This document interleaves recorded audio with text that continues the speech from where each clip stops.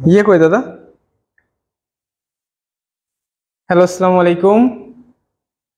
আহ, তো তোমরা সবাই দেখতে পাচ্ছ আমরা লাইভে চলে আসছে। আজকে আমাদের লাইভ ক্লাস হচ্ছে কি, আজকে আমাদের লাইভ ক্লাস হচ্ছে প্রাণীর পরিচিতি। তো প্রাণীর পরিচিতি তোমার হচ্ছে পাওয়ার প্লে যে এমসিকিউ, এই এমসিকিউর আজকে হচ্ছে কত নম্বর ক্লাস, হয়তো বা 10 নম্বর ক্লাস আজকে। তো 10 নম্বর ক্লাস হচ্ছে কি, 10 নম্বর ক্লাসটা হচ্ছে প্রাণী পরিচিতির উপর। তো ক্লাস নেব হচ্ছে আমি এবং রাজিন। তো যে আসসালামু যেখান আলাইকুম। থেকে যুক্ত হচ্ছে একটু সবাই একটু কমেন্টে জানাও, আমরা একটু আমাদের কথা শুনতে পাচ্ছ কিনা এবং দেখতে পাচ্ছ কিনা এটা কমেন্টে জানাও, তারপর হচ্ছে আমরা শুরু করছি।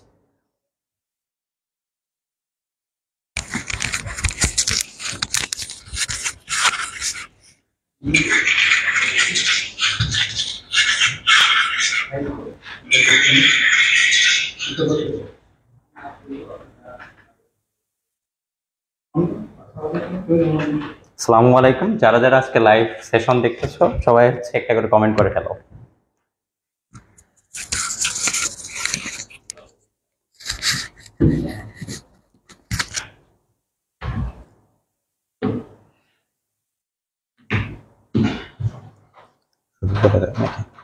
শুরু করো, সমস্যা নেই।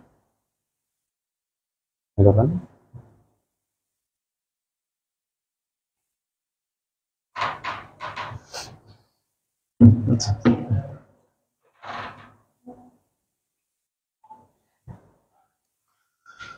আচ্ছা, তো আমরা ক্লাস শুরু করি। তো আমাদের প্রথম আমরা দেখতে পাচ্ছি মাইক কোথায়? ঠিক আছে আমাদের মাইক, কিন্তু কিছুক্ষণ পর আবার দেখবা যে ইয়ে হয়ে ডিস্টার্ব যাচ্ছে। দেয় মাইক এটা। আমাদের ওই মাইক নিয়ে আসাটা সবসময় অফিসে ওটা রাখতে হবে আর কি। আমার মনে হয় যে আমাদের আজকের ক্লাসে অনেক দিন পর ঈদের পরবর্তীতে আজকে আমাদের আবার ক্লাস শুরু হচ্ছে আর কি। আশা রাখি সবার প্রথমে এইচএসসি 24দের জন্য একটু কথা বলি। আমরা জানি, আমরা সত্যি খুবই ব্যথিত যে তোমাদের এত একটা বাজে টাইমের মধ্যে দিয়ে হয়তো তোমাদের পরীক্ষার ডেট ঠিক হয়েছে। সত্যি কথা বলতে যে আমরা একাত্মতা ঘোষণা করছি তোমাদের সাথে, যে আমরা চাই সবাই যে তোমাদের পরীক্ষাটা অবশ্যই পিছিয়ে যাক আর কি। আর যদিও না পেছায়, আমার মনে হয় যে যতটুকু আছে সেটা নিয়ে আমাদের মুক্তিযুদ্ধের মতো ঝাঁপিয়ে পড়ো। আশা রাখি তোমাদের এই প্রচেষ্টা অনেক ভালো কিছু বয়ে আনবে। আজকে আমাদের সাথে রয়েছে সৌরভ এবং রাজিন এবং আমি রয়েছি। তো তোমাদের ঈদের পরবর্তীতে যে মানে পাওয়ার প্লে এমসিকিউ, সেটা পাওয়ার প্লে এমসিকিউ আবারও শুরু হলো। সামনে অনেক কিছু আসবে। আর হ্যাঁ, এইচএসসি 26 তোমাদের কিন্তু 4 নম্বর ব্যাচ অনগোয়িং, ভর্তি চলছে। এখনো যারা যারা এদিক ওদিক ঘুরে বেড়াচ্ছে, আমার মনে হচ্ছে ঘুরে বেড়ানোর আর খুব বেশি একটা সুযোগ নেই, দ্রুত ক্লাসে চলে এসো। আর আজকে কিন্তু আমরা পড়াশোনা করবো প্রাণীর পরিচিতি। এই প্রাণী পরিচিতি এখানে কিন্তু মূলত 3টা গুরুত্বপূর্ণ জিনিস হচ্ছে, একটা হাইড্রা, একটা ঘাসফড়িং আর একটা রুই মাছ। এই জায়গা থেকে কিন্তু এমসিকিউ 100% পাবাই। তো আজকের বেশি না, মাত্র 1.5 ঘন্টার ক্লাসটা একটু মনোযোগ দিয়ে করি আর কি। আমরা সবাই একটু কমেন্টস করি, সবাই কমেন্টসের সাথে সাথে আমরা একটু দেখি যে তোমরা কিভাবে উত্তর দিচ্ছ। আমার মনে হয় যে ইন্টারেক্টিভ ওয়েতে ক্লাসটা হইলে আমাদের সবার জন্য অনেক উপকার হবে আর কি। আর আমাদের পেজে এবং গ্রুপে তোমাদের অনেক রেসপন্স। আশা রাখি সবাই তোমরা পেজ এবং গ্রুপে আরো আরো বন্ধুদেরকে ইনভাইট করবা, এবং অনেক বড় একটা পরিবার আমরা হব, এবং আমাদের এই যে প্রচেষ্টা তোমাদের কিছু দেওয়ার, এটা অব্যাহত থাকবে। সবাই ভালো থেকো। আমার ক্লাস আমি একটু আজকে একটু ব্যস্ত রয়েছে আর কি, এই জন্য আমি হয়তো বা ক্লাসে টোটালি সময় দিতে পারলাম না। আজকে ক্লাসটা কন্ডাক্ট করবে তোমাদের সৌরভ, রাজিন এবং তপু ভাই আর কি। ওকে, ঠিক আছে। রাজিন না সৌরভ, শোনা যাচ্ছে তো কথা? না, জি, কথা শোনা যাচ্ছে। ওকে। আনিফ হুসাইন, আসসালামু আলাইকুম। ওয়ালাইকুম আসসালাম ভাইয়া। তো যে যেখান থেকে সবাই ক্লাস দেখছো, আমাদের তপুদা ক্লাস দেখছে। তপুদা আসসালামু আলাইকুম। তো আমরা ক্লাস শুরু করি। তো আমরা দেখি হচ্ছে প্রথম কোশ্চেনটা কি আছে। প্রথম হচ্ছে প্রাণীর পরিচিতি, যে থাম্বনেলটা আমরা দেখতে পাচ্ছি, তার পরবর্তীতে হচ্ছে আমরা 1 নম্বর কোশ্চেন। তো কোশ্চেন নিয়ে আলোচনা করার আগে আমাদের হচ্ছে অধ্যায়টা সম্পর্কিত আমরা একটু মোটামুটি একটু কথাবার্তা বলি। তো প্রথমত এই অধ্যায়টাকে 3টা ভাগে ভাগ করা। প্রাণীর পরিচিতি এই অধ্যায়টাকে হচ্ছে 3টা ভাগে ভাগ করা। 1 নম্বর হচ্ছে হাইড্রা, 2 নম্বর হচ্ছে ঘাসফড়িং এবং 3 নম্বর হচ্ছে রুই মাছ। তো হাইড্রা প্রথমে সবাই যারা যারা ক্লাসটা দেখছেন, আমাদের স্যার অনুপম স্যার ক্লাস দেখছেন, স্যার নমস্কার স্যার। তারপরে হচ্ছে হাইড্রা কোন পর্বের প্রাণী, তারপর হচ্ছে এটা একটু সবাই কমেন্টে জানাবা। তারপর হচ্ছে ঘাসফড়িং কোন পর্বের প্রাণী এবং রুই মাছ কোন পর্বের প্রাণী। তো এই অধ্যায়টা নিয়ে আমরা 50টা এমসিকিউ নিয়ে আলোচনা করবো এবং মোটামুটি প্রত্যেকটা জায়গায় টাচ দেওয়ার চেষ্টা করব। আমি থাকবো, রাজিন থাকবে, আর হচ্ছে আমাদের তপুদা থাকবে। তো আমরা 1 নম্বরে দেখতে পাচ্ছি হচ্ছে ভলভেন্টের বৈশিষ্ট্য কোনটি। ভলভেন্টের বৈশিষ্ট্য, এটা হচ্ছে কোনো শ্যাফট থাকে না, বার্ব ও বারবিউল উপস্থিত, সূত্রকে ক্ষুদ্র কাটা বিদ্যমান, সূত্রকের অগ্রভাগ বন্ধ। যারা ক্লাসটা সবাই দেখছো, সবাই একটু কমেন্ট করে জানাও তো যে ভলভেন্টের এখানে হচ্ছে উত্তরটা কোনটা হবে, ভলভেন্ট।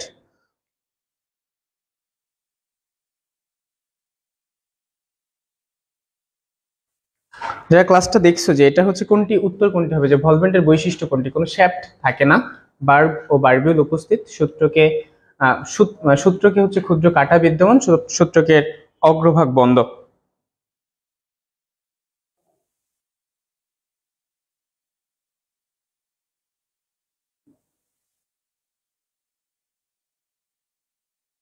আমরা জানি যে হচ্ছে কি, আমরা জানি হচ্ছে বিজ্ঞানী ভার্নার 23 ধরনের নেমাটোসিস শনাক্তকরণ করছে। বিজ্ঞানী ভার্নার কত ধরনের নেমাটোসিস শনাক্তকরণ করছে? বিজ্ঞানী ভার্নার কত ধরনের বিজ্ঞানী ভার্নার কত ধরনের নেমাটোসিস শনাক্তকরণ করছে? 23 ধরনের নেমাটোসিস শনাক্তকরণ করছে। এই যে 23 ধরনের যে নেমাটোসিস শনাক্তকরণ করছে, তার মধ্যে হচ্ছে হাইড্রাতে পাওয়া যায়, হাইড্রাতে পাওয়া যায় হচ্ছে কতটি? হাইড্রাতে পাওয়া যায় হচ্ছে 4 ধরনের নেমাটোসিস্ট পাওয়া যায়। কত ধরনের নেমাটোসিস্ট পাওয়া যায় হাইড্রাতে? 4 ধরনের নেমাটোসিস্ট পাওয়া যায়। তো এই 4 ধরনের নেমাটোসিস্টের মধ্যে 4 ধরনের নেমাটোসিস্ট কি কি? সবাই একটু যারা পারো তারা একটু কমেন্টে জানাতে যে হাইড্রাতে 4 ধরনের নেমাটোসিস্ট পাওয়া যায়। এক নাম্বার হচ্ছে কি স্টিনোটিল বা পেনিট্রান্ট,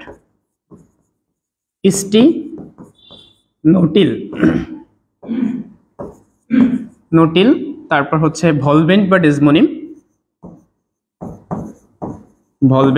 তারপর হচ্ছে ভলভেন্ট বা ডেসমোনিম, একটা হচ্ছে অ্যাট্রিগাস আইসোরাইজা বা স্টেপটোলিন,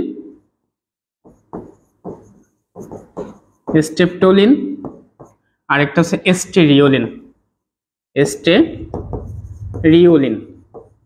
এখন এখানে এই যে হাইড্রাতে যে 4 ধরনের নেমাটোসিস্ট পাওয়া যায়, এক নম্বর হচ্ছে স্টিনোটিল বা পেনিট্রান্ট। এটা কিন্তু সবথেকে শক্তিশালী, বৃহত্তর এবং দৃঢ়। অর্থাৎ সবথেকে শক্তিশালী কোনটা? সবথেকে শক্তিশালী কিন্তু হচ্ছে স্টিনোটিল বা পেনিট্রান্ট। সবথেকে শক্তিশালী কোনটি? সবথেকে শক্তিশালী হচ্ছে স্টিনোটিল বা পেনিট্রান্ট। তো 2 নম্বর আসে হচ্ছে ভলভেন্ট বা ডেসমোনিম।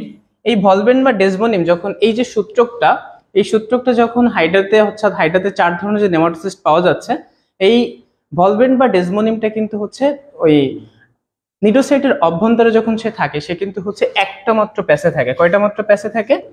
একটা মাত্র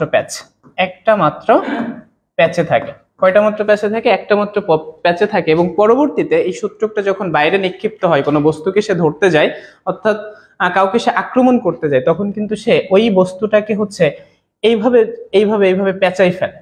তো আমরা কিন্তু জানি এই যে এরকম প্যাচটা আমরা কিসে দেখতে পাই? আমরা কর্ক বা স্ক্রুতে দেখতে পাই। অর্থাৎ সে ভলভেন্ট বা ডেসমোনিম নামক যে সূত্রকটা যখন বাইরে বের হয়ে আসে এবং হচ্ছে কোনো বস্তুকে যখন সে আক্রমণ করে, অর্থাৎ শিকার করতে যায়, তখন কিন্তু সে এই কর্ক স্ক্রুর মতন বস্তুটাকে হচ্ছে কি প্যাচ দিয়ে রাখে। তো তার পরবর্তীতে হচ্ছে স্টেপটোলিন থেকেও একটা কোশ্চেন কিন্তু এসে থাকে সবসময়ের জন্য। স্টেপটোলিন এবং স্টেরিওলিন এই দুইটার মধ্যে যে নিচের কোনটি কাটা যুক্ত আর নিচের কোনটি কাটা বিহীন। দেখো আমরা যখন কথা বলতেছি স্টেরিওলিন স্মুথলি কোনটা যাচ্ছে? আমার মনে হয় স্টেরিওলিন হচ্ছে স্মুথলি যাচ্ছে। তো স্টেরিওলিন যদি স্মুথলি যায় আমার কথা বলার সাথে সাথে, তাহলে স্টেরিওলিন হচ্ছে কি কাটা বিহীন। স্টেরিওলিন হচ্ছে কাটা বিহীন। আর স্টেপটোলিন হচ্ছে কাটা যুক্ত। এই হচ্ছে এখান থেকে মোটামুটি এতটুকু কথাবার্তা জানলে আমার মনে হয় হয়ে যাবে। এবং তার পরবর্তীতে যদি আমরা দেখি, তাহলে ভলভেন্টের বৈশিষ্ট্য, অর্থাৎ এই যে ভলভেন্টের যে বৈশিষ্ট্য, ভলভেন্টে কোনো শ্যাফট থাকে না, বারবিউল উপস্থিত, সূত্রকে ক্ষুদ্র কাটা বিদ্যমান, এগুলোতে ক্ষুদ্র কাটা থাকে না। আমরা এটা দেখলাম যে কাটা যুক্ত কোনটা? স্টেপটোলিন হচ্ছে কাটা যুক্ত, অর্থাৎ এটাকে বোঝানো হচ্ছে স্টেপটোলিন কাটা যুক্ত আর স্টেরিওলিন কাটা বিহীন। আর কোনো শ্যাফট থাকে না। এই দুইটা হচ্ছে আদর্শ নিডোসাইটের যে গঠনের অংশ থেকে দুইটা করা, আর সূত্রকের অগ্রভাগ হচ্ছে বন্ধ। আমার উত্তর হচ্ছে কি? উত্তর হচ্ছে কিন্তু সূত্রকের অগ্রভাগ বন্ধ।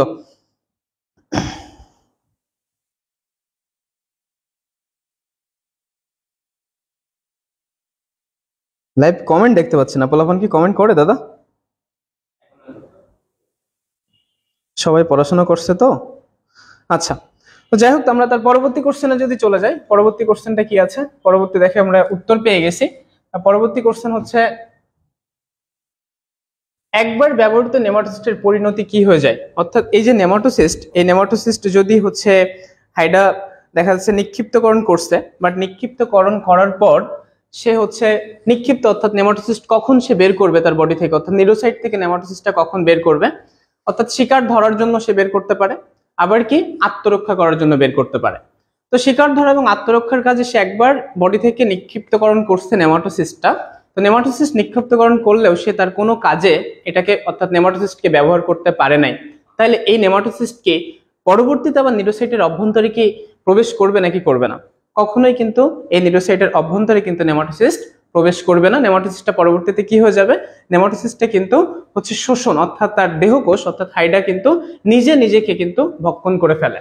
তো দেখো হচ্ছে আমরা এখান থেকে আমরা একটু কিছু অন্য পড়াশোনা যদি আমরা একটু করতে যাই, তাহলে নেমাটোসিস্ট, এই যে নেমাটোসিস্টের পরিণতি অর্থাৎ সে যদি হচ্ছে নিজে ভক্ষণ করে ফেলে, অর্থাৎ দেহে দ্বারা শোষিত হয়ে যাচ্ছে, তো তারপরে হচ্ছে নেমাটোসিস্ট, তাহলে কি ওই নিউরোসাইটিকে নেমাটোসিস্ট আসবে না? নেমাটোসিস্ট কিন্তু আবার 48 ঘন্টার মধ্যে, কত ঘন্টার মধ্যে? 48 ঘন্টার মধ্যে কিন্তু দেহে পুনরায় প্রতিস্থাপিত হবে। কত ঘন্টার মধ্যে? 48 ঘন্টার মধ্যে প্রতিস্থাপিত হবে। এবং এর পরবর্তীতে এই যে নেমাটোসিস্ট গুলো, আমরা কিন্তু জানি হাইডার হচ্ছে দ্বিস্তরী প্রাণী, অর্থাৎ হাইডার নিডারিয়া পর্বের প্রাণী। নিডারিয়া সকল প্রাণীর পর্বের সকল প্রাণী কিন্তু দ্বিস্তরী। 1 নম্বর স্তর হচ্ছে কি এপিডার্মিস, 1 নম্বর স্তর হচ্ছে এপিডার্মিস। 2 নম্বর হচ্ছে কি গ্যাস্ট্রোডার্মিস,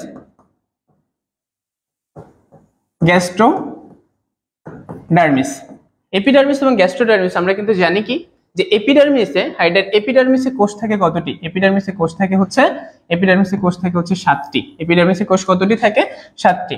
আর গ্যাস্ট্রোডার্মিসে কোষ থাকে কিন্তু কতটি? গ্যাস্ট্রোডার্মিসে কোষ থাকে হচ্ছে 5টি। পরীক্ষাতে একটা কোশ্চেন আসছে, নিচের কোনটি এপিডার্মিসের কোষ বা কোষ নয়, আবার নিচের কোনটি গ্যাস্ট্রোডার্মিসের কোষ বা কোষ নয়, এমন টাইপের একটা কোশ্চেন আসে। তাহলে আমাদের কিন্তু মনে রাখতে হবে যে এপিডার্মিসের কোষগুলো কি কি, এপিডার্মিসের কোষগুলো কি কি। তাহলে আমি এইভাবে মনে রাখতাম, দেখো হচ্ছে কি গর্ভবতী ইরা দেওয়ালে পেরেক সংযোজন করলো, দেওয়ালে পেরেক সংযোজন করলো, পেরেক সংযোজন করলো। এই 7টা কোষ তাহলে আমি কিভাবে মনে রাখতে পারতেছি? দেখো, গতে হচ্ছে গ্রহন্তী কোষ, রস্যইতে হচ্ছে ইন্টারস্টিশিয়াল কোষ, স্টাশিয়াল কোষ, পথে হচ্ছে পেশি কোষ, দন্তের সাথে সংবেদী কোষ, দন্তের সাথে হচ্ছে স্নায়ু কোষ, আর হচ্ছে বর্গজাত জনন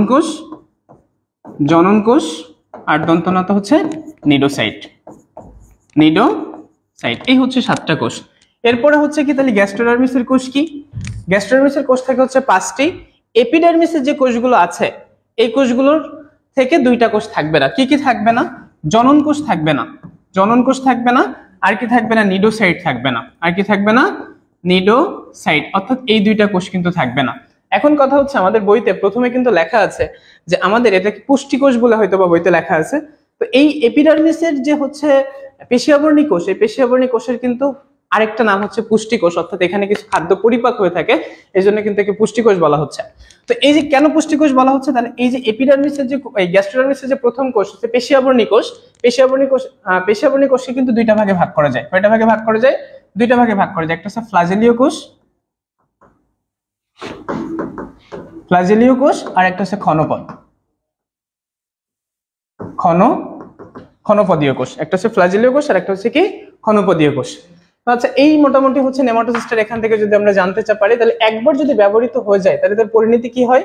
পরিণতি দেহে পরিপাক হয়ে যায়, দেহের বাইরে নিষ্ক্রান্ত হয়, পুনরায় কর্মক্ষম হয়, কোনো কোষে অপরিবর্তিত, মানে কোনো কোষ পরিবর্তিত হয় না। তাহলে দেহে কি হয়ে যাবে? দেহে হচ্ছে পরিপাক হয়ে যাবে। তাহলে আমরা কিন্তু উত্তরটা পেয়ে গেছি। তো সবাই একটু কমেন্টে জানাও তো যে হচ্ছে যারা ক্লাস দেখছো তারা সবাই একটু কমেন্টে জানাও তো।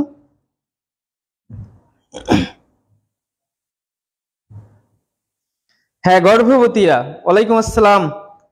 তারপর হচ্ছে কি, তার পরবর্তী কোশ্চেনে যদি আমরা চলে যাই, পরবর্তী কোশ্চেন হচ্ছে কি যে কোন ধরনের নেমাটোসিস সূত্রক চাবুকের ন্যায় কাঁটাযুক্ত, আমি কিন্তু এটার ব্যাখ্যা মাত্র দিলাম যে কাঁটাযুক্ত। আমরা কিন্তু দেখছি হচ্ছে যে হাইড্রাতে কত ধরনের নেমাটোসিস্ট পাওয়া যায়, 4 ধরনের নেমাটোসিস্ট পাওয়া যায়। তার মধ্যে কাঁটা অর্থাৎ সূত্রকে ছোট ছোট ছোট ছোট যে কাঁটা, এই কাঁটার মতন কোনটি, আমরা হচ্ছে একটা জিনিস দেখছি মানে আমাদের হিন্দু ধর্মগ্রন্থের অর্থাৎ হিন্দু ধর্মে যারা আছে, আমরা কিন্তু একটা মানে একটা পার্ট আছে ধর্মীয় একটা পার্ট, আমি অবশ্যই ধর্মীয় গ্রন্থ সম্পর্কে খুব বেশি কম জানি। তো হচ্ছে কি যে বিশ্বের সরসজ্জা, তো যখন এই বিশ্বের সরসজ্জাতে আমরা দেখতে পাই কি যে মানে আকাশপথে যুদ্ধ হচ্ছে রথে, আকাশপথে যুদ্ধ রথে হইতে হইতে যখন এই যে যুদ্ধ হইতেছে এবং বিশ্বকে যখন হচ্ছে বিপরীত পক্ষ যখন হচ্ছে তোমার তীর মারতেছে, তো তীর যখন মারতে মারতে সে ওই মরে যায়, অর্থাৎ যখন সে মরে যাচ্ছে, অর্থাৎ আকাশ থেকে মাটিতে পড়ে যাচ্ছে, যুদ্ধ মানে সে পারলো না আর, অর্থাৎ মৃত হয়ে গেল, তখন কিন্তু তার বডিটা কিন্তু মাটিতে পড়ে না, তার বডিতে এতটাই তীর থাকে যে তার তীরের উপর সে শায়িত হয়ে কিন্তু নিচেতে পড়ে যায়। এমন একটা পার্ট আমাদের ধর্মীয় গ্রন্থে আছে যে বিশ্বের সরসজ্জা। ঠিক সেম ভাবে হাইড্রাতে যে 4 ধরনের নেমাটোসিস্ট পাওয়া যাচ্ছে, হাইড্রাতে যে 4 ধরনের নেমাটোসিস্ট পাওয়া যাচ্ছে তার মধ্যে হচ্ছে স্টেপটোলিন গ্লুটিনেন্ট, যেটা এটা হচ্ছে এই সূত্রকে ছোট ছোট কাঁটাযুক্ত, এই সূত্রকে কি থাকে, এই সূত্র মনে করো এই হচ্ছে সূত্রক, এই সূত্রকে এরকম ছোট ছোট ছোট ছোট ছোট ছোট ছোট ছোট কাঁটাযুক্ত কিন্তু এইভাবে থাকে। এই কাঁটা দ্বারা যেরকম ওই যে বাগানে এক ধরনের ফল পাওয়া যায় যেটা দিয়ে মেয়েরা হচ্ছে বা ছেলেরা আমরা খেলা করছি ছোটবেলায়, যে চুলে দিলে চুলে গেথে গেথে গেথে গেথে যায়, ঠিক বিষয়টা হচ্ছে কিন্তু তেমন। তো দেখো তারপরে যদি তাহলে হচ্ছে কোন ধরনের নেমাটোসিস সূত্রক চাবুকের ন্যায় কাজ করে, তাহলে একটু সবাই কমেন্টে জানাও তো যে কোনটা হচ্ছে চাবুকের ন্যায় কাজ করে, পেনিট্রান্ট, ভলভেন্ট, স্টেপটোলিন গ্লুটিনেন্ট নাকি স্টেরিওলিন গ্লুটিনেন্ট, এখানে কোনটি চাবুকের মতন কাজ করে?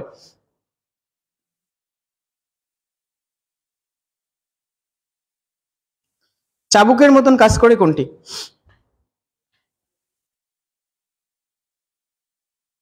চাবুকের মতন কাজ করে কিন্তু কোনটি, চাবুকের মতন কাজ করে হচ্ছে কি স্টেপটোলিন গ্লুটিনেন্ট, এটা কিন্তু হচ্ছে কিসের মতন কাজ করে, চাবুকের মতন কাজ করে। স্টেপটোলিন কিন্তু কিসের মতন কাজ করে, চাবুকের মতন কাজ করে। তো তার পরবর্তী কোশ্চেনে যদি আমরা চলে যাই যে হাইড্রার কোন কোষ বুদবুদ সৃষ্টি করে, হাইড্রার কিন্তু কোন কোষ বুদবুদ সৃষ্টি করে, আমরা কিন্তু হাইড্রার কোষ সম্পর্কিত পড়াশোনা একটু আগে করলাম যে এপিডার্মিসে 7টি কোষ থাকে, গ্যাস্ট্রোডার্মিসে 5টি কোষ থাকে, এপিডার্মিসে 7টি কোষ থাকে, গ্যাস্ট্রোডার্মিসে 5টি কোষ থাকে। এর মধ্যে কোনটি হচ্ছে বুদবুদ সৃষ্টি করে, কোনটি বুদবুদ সৃষ্টি করে, কোনটি বুদবুদ সৃষ্টি করে? তো দেখো হচ্ছে কি ইন্টারস্টিশিয়াল কোষের কথা বলা আছে। ইন্টারস্টিশিয়াল কোষ কি করে আমরা যদি একটু দেখি, ইন্টারস্টিশিয়াল কোষ কিন্তু হচ্ছে কি যে এদের পুনরুৎপত্তি ক্ষমতা, অর্থাৎ হাইডার কোনো স্বাভাবিক মৃত্যু নাই, হাইডার কিন্তু কি নাই, হাইডার কোনো স্বাভাবিক মৃত্যু নাই, হাইডারকে একমাত্র পোড়াইলে কিন্তু মেরে ফেলা যায়। তো হাইডার যেহেতু স্বাভাবিক মৃত্যু নাই, কেন মৃত্যু নাই, কারণ ইন্টারস্টিশিয়াল কোষ, এই ইন্টারস্টিশিয়াল কোষ কিন্তু মনে করো এই একটা হাইড্রা, এই হাইড্রাতে এই হচ্ছে হাইড্রা, এখন এই হাইড্রার দেখা যাচ্ছে এই অংশটুকু নষ্ট হয়ে গেছে, এই অংশটুকু নষ্ট হয়ে গেল। তো এই যে নষ্ট যে হয়ে যাওয়ার যে অংশটুকু, এই অংশটুকু কিন্তু আবার পুনরায় প্রতিস্থাপন করতে সক্ষম করে, অর্থাৎ এই অংশটুকু পুনরায় প্রতিস্থাপন করতে সক্ষম করে কিন্তু হাইডার ইন্টারস্টিশিয়াল কোষ। কোন কোষ? ইন্টারস্টিশিয়াল কিন্তু কোষ হচ্ছে এই কাজটা করে থাকে। এপিডার্মিসের গ্রন্থি কোষ, সংবেদী কোষের কাজ কি? সংবেদী কোষের কাজ হচ্ছে সংবেদী কোষ, অর্থাৎ সে সংবাদকে গ্রহণ করে, কি করে, সংবাদ গ্রহণ করে। তারপরে হচ্ছে কি এন্ডোডার্মিসের গ্রন্থি কোষ, অর্থাৎ এটা তো ভেতরে, এখানে কি করতে হবে, বুদবুদ সৃষ্টি করতে হবে। এখন বুদবুদ কি ভেতরে সৃষ্টি করবে না বাইরে সৃষ্টি করবে? অবশ্যই বুদবুদ কিন্তু সবসময়ের জন্য কোথায় সৃষ্টি হবে, বাইরে সৃষ্টি হবে।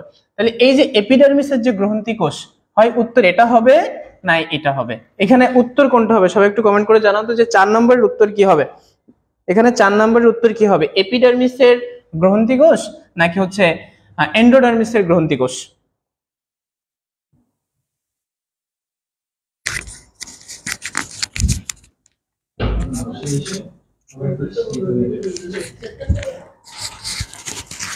এখানে কোনটি হবে একটু সবাই একটু কমেন্ট করে জানো। হ্যাঁ, এপিডার্মিসের কিন্তু গ্রন্থিকোষ কি করে, এপিডার্মিসের গ্রন্থিকোষ হচ্ছে বুদবুদ সৃষ্টি করে, এপিডার্মিসের গ্রন্থিকোষে কি করে, বুদবুদ সৃষ্টি করে। তো তার পরবর্তী কোশ্চেন যদি চলে যায়, কোনটি হাইডার দেহে দেখা যায়, কোনটি হাইডার দেহে দেখা যায়, কোনটি হাইডার দেহে দেখা যায়? আছে মেসোগ্লিয়া, হিমোসিল, স্ক্লেরাইট, মায়োফাইব্রিল। আচ্ছা, তো আমরা হাইডার দেহে, হাইডা কিন্তু আমরা জানি কি দ্বিস্তরী প্রাণী, আমাদের যে ভ্রূণ হ্যাঁ, তোমাদের দেহে হচ্ছে কাবিজ, তোমাদের দেহে ইন্টারস্টিশিয়াল কোষ তুমি প্রতিস্থাপন করতে পারবা, সমস্যা নাই। তুমি হচ্ছে ভাইয়ের সাথে দেখা করো না, ভাই তোমার হচ্ছে সার্জারি করে শাকিল ভাইয়ের সাথে দেখা করো না, তোমার ইন্টারস্টিশিয়াল কোষটা হচ্ছে প্রতিস্থাপন করে দিবে, তোমার কোনো সমস্যা নেই, তুমি ইন্টারস্টিশিয়াল কোষ প্রতিস্থাপন করতে পারবা। এবং তুমি তোমার বিভিন্ন রং বদলিয়ে তুমি বিভিন্ন মেয়েদের সাথে বিভিন্ন সময় দেখা করতে পারবা, অর্থাৎ তোমার কোনো সমস্যা নাই। তোমার যদি কোনো অর্গান নষ্টও হয়ে যায়, সে নষ্ট অর্গান কিন্তু তুমি পুনরায় প্রতিস্থাপন করতে পারবা, ঠিক আছে? তো তার পরবর্তীতে যদি আমরা দেখি হাইডার দেহে কোনটি দেখা যায়, আমরা যখন আমাদের প্রথমত আমরা কিন্তু জানি আমাদের প্রথম শুক্রাণু ডিম্বাণু মিলিত হয়ে হয় হচ্ছে জাইগোট, জাইগোটের পরবর্তী দশা হয় হচ্ছে ভ্রূণ, জাইগোটের পরবর্তী দশা কি হয়, জাইগোটের পরবর্তী দশা হচ্ছে ভ্রূণ। তো আমাদের ভ্রূণের স্তর থাকে কিন্তু কয়টা, ভ্রূণের স্তর থাকে হচ্ছে তিনটা, ভ্রূণের স্তর থাকে কয়টা, ভ্রূণের স্তর থেকে তিনটা। একটা হচ্ছে কি একটোডার্ম, একটা হচ্ছে কি একটোডার্ম, দুই নম্বর হচ্ছে ধরো মেসোডার্ম, তিন নম্বর হচ্ছে কি এন্ডোডার্ম, একটোডার্ম, মেসোডার্ম, এন্ডোডার্ম। যদি কোনো প্রাণীর ক্ষেত্রে যদি তার সকল দেহ যদি শুধুমাত্র হচ্ছে একটোডার্ম স্তর থেকে উৎপন্ন হয়, অর্থাৎ একটা স্তর থেকে উৎপন্ন হয়, তখন তাকে কি বলা হবে, একস্তরী প্রাণী। যদি দুইটা স্তর থেকে উৎপন্ন হয় তখন তাকে বলা হয় দ্বিস্তরী, যদি তিনটা স্তর থেকে উৎপন্ন হয় তখন কিন্তু আমরা তাকে বলা হয় ত্রিস্তরী প্রাণী। তো হাইডার ক্ষেত্রে তার দেহের সকল অংশ কিন্তু গঠিত হয় দুইটা অংশ থেকে, অর্থাৎ একটোডার্ম এবং আর কি এন্ডোডার্ম, অর্থাৎ এপিডার্মিস এবং হচ্ছে কি আর হচ্ছে গ্যাস্ট্রোডার্মিস, অর্থাৎ এপিডার্মিস এবং কি গ্যাস্ট্রোডার্মিস। তো এই যে এপিডার্মিস এবং গ্যাস্ট্রোডার্মিস, এই এপিডার্মিস এবং গ্যাস্ট্রোডার্মিস থেকে মানে সকল অংশ গঠিত হচ্ছে হওয়া সত্ত্বেও এই দুইটা স্তরের মাঝখানে কিন্তু মেসোডার্ম না থেকে থাকে হচ্ছে কি মেসোগ্লিয়া, মেসোগ্লিয়া কি থাকে, মেসোগ্লিয়া থাকে। এই মেসোগ্লিয়া কি করে, এপিডার্মিস এবং গ্যাস্ট্রোডার্মিসের মাঝখানে এসে বসে থাকে, দুইটা স্তরকে পৃথক করে রাখে, কোষীয় কঙ্কাল হিসেবে কাজ করে। তারপর মেসোগ্লিয়া জিনিসটা কি, মেসোগ্লিয়া জিনিসটা হচ্ছে অকোষীয় জেলির ন্যায় থকথকে চটচটে আঠালো পদার্থ হচ্ছে মেসোগ্লিয়া। তো এই মেসোগ্লিয়ার পুরুত্ব কত, মেসোগ্লিয়ার পুরুত্ব হচ্ছে 0.1 মাইক্রোমিটার, 0.1 মাইক্রোমিটার হচ্ছে কি মেসোগ্লিয়ার পুরুত্ব, 0.1 মাইক্রোমিটার হচ্ছে মেসোগ্লিয়ার পুরুত্ব। তো তার পরবর্তীতে তাহলে আমরা মেসোগ্লিয়া আমরা অবশ্যই উত্তর পেয়ে গেছি। তার পরবর্তী কোশ্চেন গুলো যদি আমরা দেখি, অর্থাৎ অপশন গুলো দেখি, হিমোসিল হচ্ছে আর্থ্রোপোডা যে পর্ব, আর্থ্রোপোডা পর্বের প্রাণীদের যে দেহগহ্বরকে কিন্তু মূলত বলা হয় কি, দেহগহ্বরকে কিন্তু মূলত বলা হয় হচ্ছে হিমোসিল, দেহগহ্বরকে কি বলা হচ্ছে, দেহগহ্বরকে বলা হচ্ছে হিমোসিল। ধরো হচ্ছে এই হচ্ছে একটা ঘাসফড়িং, এই হচ্ছে কি একটা ঘাসফড়িং। তো ঘাসফড়িং এর হচ্ছে মস্তক, মস্তকের পরে তার দেখা হচ্ছে মনে করো এটা দেহগহ্বর, এই দেহগহ্বরটাকে বলা হয় হচ্ছে হিমোসিল, হিমোসিল বলা হচ্ছে, দেহগহ্বরটার নাম হচ্ছে হিমোসিল। আর এই যে হিমোসিলের মধ্যে অর্থাৎ দেহগহ্বরে প্রবাহিত তরল পদার্থ, প্রবাহিত তরল পদার্থ, এই প্রবাহিত তরল পদার্থকে কিন্তু মূলত বলা হয় হিমোলিম্ফ, কি বলা হয়, হিমোলিম্ফ বলা হয়, কি বলা হয়, হিমোলিম্ফ বলা হয়। অর্থাৎ ঘাসফড়িং এর যে রক্ত, ঘাসফড়িং এর যে রক্ত, এই যে রক্তে তোমার এই ঘাসফড়িং এর রক্তের নাম হচ্ছে কিন্তু হিমোলিম্ফ। ঘাসফড়িং এর রক্তের পিএইচ কত, সবাই একটু কমেন্টে জানাতো যে ঘাসফড়িং এর রক্তের পিএইচ কত, ঘাসফড়িং এর রক্তের পিএইচ কত, ঘাসফড়িং এর রক্তের পিএইচ কত, সবাই একটু কমেন্ট করে জানাও তো।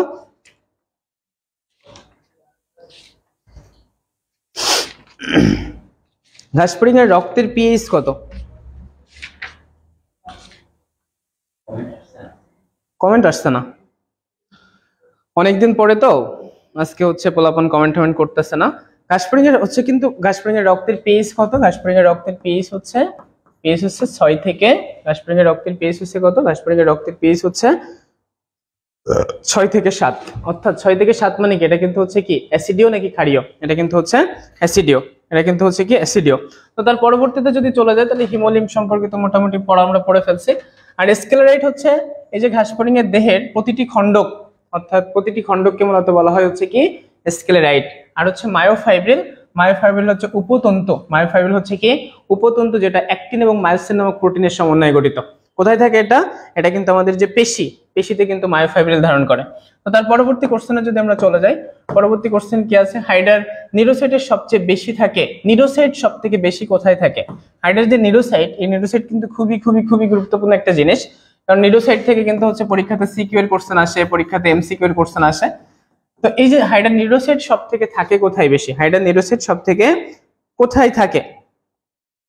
হাইডার নিউরোসাইট সবথেকে বেশি থাকে কোথায়? হাইডার নিউরোসাইট সবথেকে বেশি থাকে কোথায়? দেহকাণ্ডে, কোষিকায়, হাইপোস্টোম, পাদচাকতিতে হাইডার কোথায় থাকে? হাইডার নিউরোসাইট সবথেকে বেশি কোথায় থাকে? আমরা কিন্তু একটু বেসিক দিয়ে যদি একটু মনে রাখার চেষ্টা করি যে হাইডার শিকার ধরবে, আত্মরক্ষা করবে, এই জিনিসগুলো কিন্তু কাজ করে কিন্তু সবসময়ের জন্য কিন্তু কোষিকা। তো আমরা কিন্তু জানি হাইডার হচ্ছে যে কোষিকা থাকে কয়টি? কোষিকা থাকে 6 থেকে 10টি কিন্তু হাইডার কোষিকা থাকে। তো কোষিকাতে কারণ হচ্ছে কি, যেহেতু কোষিকা দ্বারাই হাইডা কিন্তু তার কি করে, তার হচ্ছে শিকার ধরা, আত্মরক্ষা এবং হচ্ছে চলন, এই কাজগুলো কিন্তু কোষিকা দ্বারাই সব থেকে তার বেশি ইফেক্টিভ মানে কাজের জন্য। তো যেহেতু হচ্ছে কোষিকাতে কিন্তু তাহলে হচ্ছে কি এই নিউরোসাইটটা কিন্তু সবচেয়ে বেশি থাকে, কোষিকাতে নিউরোসাইটটা সবচেয়ে বেশি থাকে, কোষিকাতে নিউরোসাইট সব থেকে বেশি থাকে। কোথায় বেশি থাকে? কোষিকাতে নিউরোসাইট সব থেকে বেশি থাকে। তারপরে দেখো হচ্ছে হাইপোস্টোমে হবে না, পাদচাকতিতেও হবে না। দেখো হচ্ছে তার পরবর্তী কোশ্চেনে যদি আমরা চলে যাই, পরবর্তী কোশ্চেন কি আছে যে কোন নেমাটোসিস্টে হিপনোটক্সিন থাকে? তাহলে হচ্ছে আমরা কিন্তু পড়ছি যে বিজ্ঞানী ভার্নার 23 ধরনের যে নেমাটোসিস্ট শনাক্তকরণ করছে, তার মধ্যে হাইডাতে পাওয়া যায় হচ্ছে কত ধরনের? হাইডাতে পাওয়া যায় হচ্ছে 4 ধরনের নেমাটোসিস্ট। 4 ধরনের নেমাটোসিস্টের মধ্যে আমরা যদি একটু মানে জাস্ট একটু মাথার মধ্যে রাখি, দেখো হচ্ছে কি স্টিনোটিল বা পেনিট্রান্ট। 1 নাম্বার হচ্ছে কি স্টিনোটিল বা পেনিট্রান্ট, এটা স্টিল, তাই না? আমি পড়ার সময় যখন দেখতেছি কি যে স্টিল, তাহলে স্টিনোটিল বা পেনিট্রান্ট, তাহলে স্টিল কি শক্ত হবে, দৃঢ় হবে? যে বেশি শক্ত হবে তার কাছে কিন্তু বিষাক্ত পদার্থটাও কিন্তু থাকবে। আর স্টিনোটিল বা পেনিট্রান্ট সব থেকে শক্ত এবং দৃঢ়, অর্থাৎ এখানেই কিন্তু বিষাক্ত পদার্থটা থাকবে। কোন নেমাটোসিস্টে হিপনোটক্সিন থাকে? স্টিনোটিল বা পেনিট্রান্ট। এই যে স্টিনোটিল বা পেনিট্রান্টে কিন্তু বিষাক্ত পদার্থটা থাকবে। স্টিনোটিল বা পেনিট্রান্টে কি থাকবে? বিষাক্ত পদার্থটা থাকবে। আর ভলভেন্ট কি করে? কর্ক স্ক্রুর মতন কাজ করে। স্টেরিওলিন গ্লুটিনেন্ট এটা কিন্তু স্মুথলি অর্থাৎ কাঁটাবিহীন, আর স্টেপটোলিন হচ্ছে কাঁটাযুক্ত। স্টেপটোলিন হচ্ছে কাঁটাযুক্ত। কি যুক্ত? কাঁটাযুক্ত। তারপর পরবর্তী কোশ্চেন যদি আমরা চলে যাই, পরবর্তী কোশ্চেন কি আছে? বার্ব এবং বারবিউল যুক্ত নেমাটোসিস্ট কোনটি? বার্ব এবং বারবিউল যুক্ত নেমাটোসিস্ট কোনটি? সবাই একটু কমেন্ট করে জানাও তো যে বার্ব এবং বারবিউল যুক্ত নেমাটোসিস্ট কোনটি?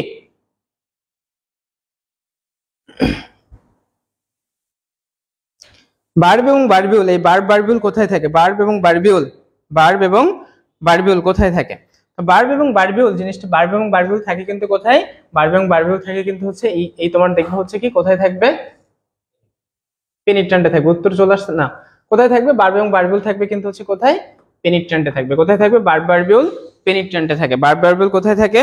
বার্ব বারবিউল থাকে হচ্ছে পেনিট্রান্টে। তার পরবর্তী কোশ্চেন যদি আমরা চলে যাই, পরবর্তী কোশ্চেন কি আছে? পরবর্তী কোশ্চেন আছে হচ্ছে যে হাইডার বহিঃকোষীয় পরিপাক কোথায় সংঘটিত? হাইডার বহিঃকোষ পরিপাক কোথায় সংঘটিত? হাইপোস্টোমে, কোষিকায়, সিলেন্ট্রনে, গ্যাস্ট্রোডার্মিসে।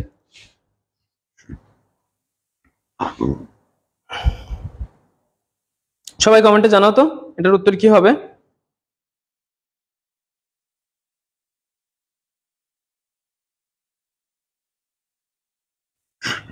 হাইডার বহিঃকোষীয় পরিপাক কোথায় সংঘটিত হয়? কোথায় সংঘটিত হবে? হাইপোস্টোমে, কোষিকায়, সিলেন্ট্রনে, গ্যাস্ট্রোডার্মিসে। কাবিদ কমেন্ট করছে গ হচ্ছে সিলেন্ট্রন। তারপর হচ্ছে কি সমুদা কমেন্ট করছে গ। তারপর হচ্ছে সাবরিয়া হচ্ছে কমেন্ট করছে হচ্ছে সি 9 আচ্ছা, তো আমরা সিলেন্ট্রন জিনিসটাকে, প্রথম কথা হচ্ছে সিলেন্ট্রন এবং সিলম এই দুইটা জায়গাতে কিন্তু একটু খুব সুন্দর করে একটা প্যাচ আমরা জানি যে হচ্ছে সিলেন্ট্রন কিন্তু হচ্ছে কি, সিলেন্ট্রন হচ্ছে নিডারিয়া পর্বের প্রাণীদের দেহে আমরা কি দেখতে পাই জানো? নিডারিয়া পর্বের যে প্রাণী, আমি যদি একটু হাইড্রাটা আবার একটু আঁকাই, এই ধরো হচ্ছে হাইড্রা, তো এই যে হাইড্রাটা যদি আবার আঁকাই, এই হচ্ছে কি মুখছিদ্র। তো মুখছিদ্র থেকে শুরু করে এখান থেকে এই যে অংশটা, অর্থাৎ এই অংশটা হচ্ছে ফাঁকা একটা গহ্বর থাকে। যে ফাঁকা গহ্বর অর্থাৎ খাদ্য এখান দিয়ে মুখ থেকে এসে এই ফাঁকা গহ্বরের মধ্যে খাবারটা থাকে। এই যে খাবারটাই ফাঁকা গহ্বরের মধ্যে থাকতেছে, একে মূলত বলা হয় হচ্ছে তোমার হচ্ছে কি বলা হয়? সিলেন্ট্রন। অর্থাৎ এখানে কিন্তু খাদ্যটার পরিপাক হয়। অর্থাৎ খাদ্যে যে পরিপাক হচ্ছে একে কিন্তু বলা হয় কি সিলেন্ট্রন।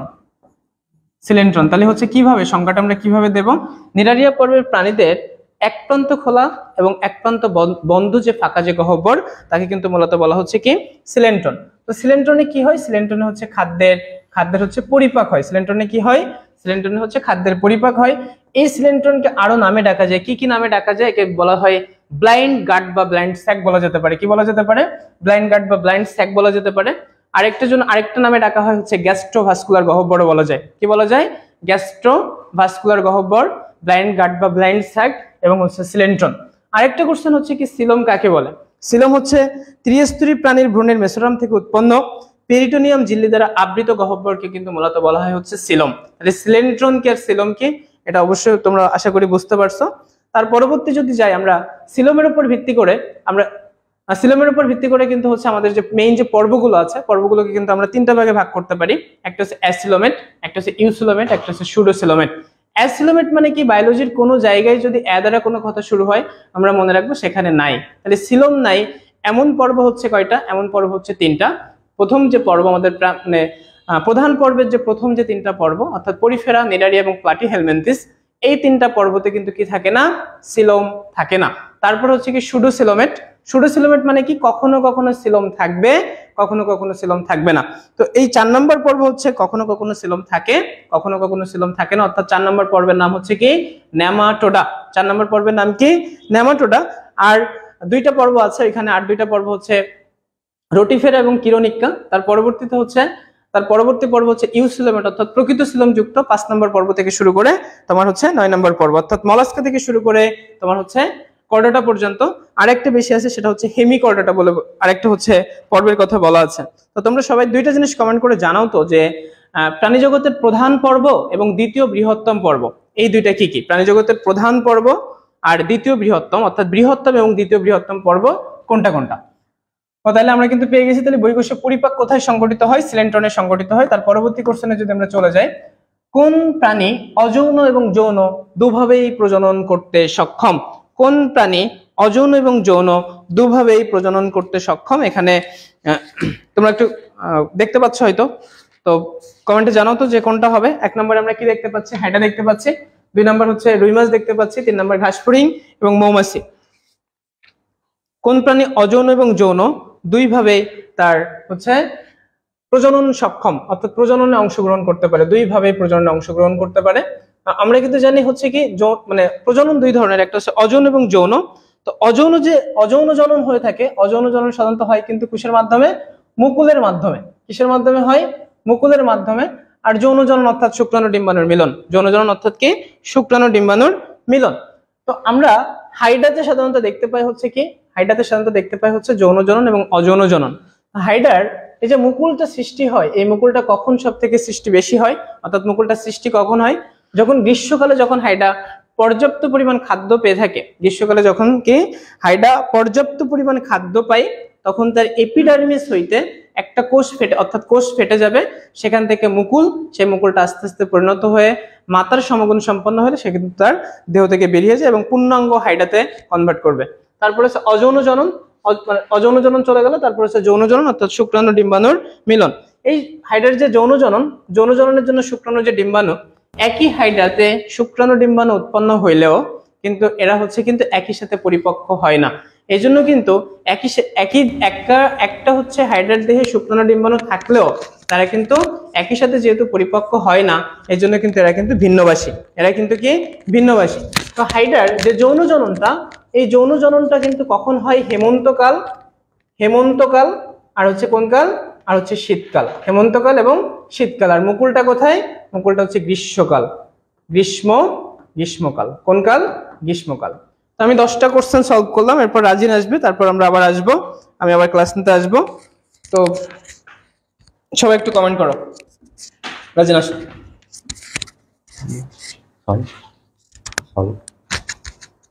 সলিউশন।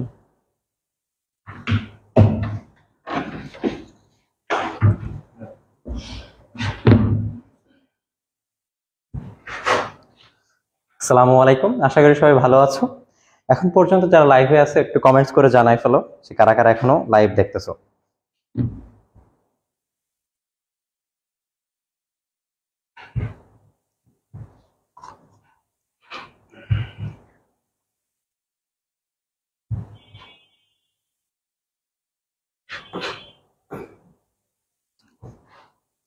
সাবিরা ইয়াসমিন বলছে আসসালামু আলাইকুম ভাইয়া। ওয়ালাইকুম আসসালাম।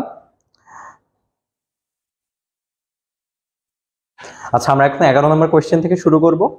তো 11 নম্বর কোয়েশ্চেনটা হচ্ছে কোন প্রক্রিয়ায় হাইড্রা দ্রুত চলে? তোমরা জানো যে হাইড্রার চলনটা কিন্তু খুবই ইম্পর্টেন্ট একটা টপিক। এখান থেকে প্রত্যেক বছর সৃজনশীল কোয়েশ্চেন আসে এবং এটা হচ্ছে এমসিকিউ এর খুবই একটা ইম্পর্টেন্ট জায়গা যেখান থেকে প্রশ্ন করা যায়। তো হাইড্রা দ্রুত চলে কোন পদ্ধতিতে? 1 নম্বর দেওয়া আছে গ্লাইডিং, 2 আছে সুইং, 3 আছে লুপিং, আর 4 আছে সমারসল্টিং। তোমরা একটা কমেন্টস করে ফেলো অ্যানসারটা কি হবে।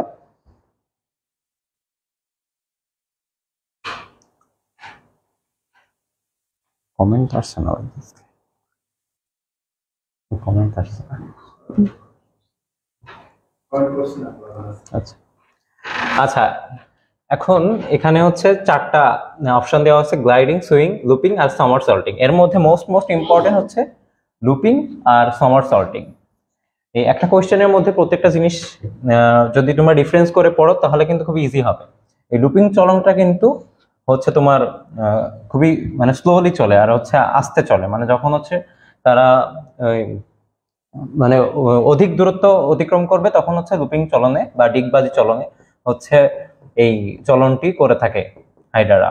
তো ওই লুপিং চলনের আরেক নাম হচ্ছে বা ডিগবাজি চলন, ডিগবাজি চলন বা শুয়োপোকা চলন, ডিগবাজি চলন বা শুয়োপোকা চলন বা জোকা চলন। তো এগুলো কিন্তু খুবই ইম্পর্টেন্ট কথা। এগুলো হচ্ছে এমসিকিউতে আসে এবং মেডিকেল অ্যাডমিশনের জন্য খুবই ইম্পর্টেন্ট। তো লুপিং চলন হচ্ছে অধিক দূরত্ব অতিক্রম করার জন্য, আর লুপিং চলনে হচ্ছে সবসময় একটি লুপ দেখা যায়। লুপিং চলনে একটি লুপ দেখা যাবে আর হচ্ছে অধিক দূরত্ব অতিক্রম করে। আর সমারসল্টিং হচ্ছে যখন দ্রুত গতিতে চলবে তখন হচ্ছে সমারসল্টিং প্রক্রিয়ায় হাইড্রা চলাচল করে। এবং এই সমারসল্টিং প্রক্রিয়া কিন্তু স্বল্প দূরত্ব অতিক্রমের জন্য। এবং তোমাদের বইতে আরেকটি কথা লেখা আছে, সেটা হচ্ছে যে স্বাভাবিক চলন, হাইড্রা স্বাভাবিক চলন কিন্তু এই সমারসল্টিং, হাইড্রা স্বাভাবিক চলন এই সমারসল্টিং। আর এখানে একটা বিষয় আছে যে সমারসল্টিং এ 2টি লুপ দেখা যায়, যেখানে তোমার লুপিং চলনে একটি লুপ দেখা যায়। তো সমারসল্টিং এ কয়টি লুপ? 2টি লুপ। অ্যান্সারটা দেখে নিই। আমাদের অ্যান্সার হচ্ছে সমারসল্টিং। আচ্ছা, নেক্সট কোশ্চেন, 12 নম্বর প্রশ্ন। হাইড্রায় মুকুল তৈরি করে কোন কোষটি? পুষ্টিকোষ, নিউরোসাইট কোষ, জনন কোষ, ইন্টারস্টেশিয়াল কোষ। হাইড্রায় মুকুল তৈরি করে কোন কোষটি? তোমরা জানো যে মুকুল তৈরি করা কিন্তু হচ্ছে হাইড্রার অযৌন প্রক্রিয়া। এই মুকুল তৈরি করা হচ্ছে হাইড্রার অযৌন প্রক্রিয়া, আর এটি হয়ে থাকে সাধারণত গ্রীষ্মকালে। তোমরা দেখবা যে হচ্ছে এই প্রাণীদের জন্য অনুকূল পরিবেশ থাকে, মানে তারা প্রচুর পুষ্টি পেয়ে থাকে, এই কারণে হচ্ছে মুকুল তৈরি করে। অর্থাৎ হাইড্রায় মুকুল তৈরি করা অযৌন প্রক্রিয়া, আর হচ্ছে এটি গ্রীষ্মকালে তৈরি হয়ে থাকে। আর তার মানে কোন কোষটি দ্বারা এটি তৈরি হবে? পুষ্টিকোষ, নিউরোসাইট কোষ, জনন কোষ নাকি ইন্টারস্টেশিয়াল কোষ? দেখি কমেন্ট করে ফেলো।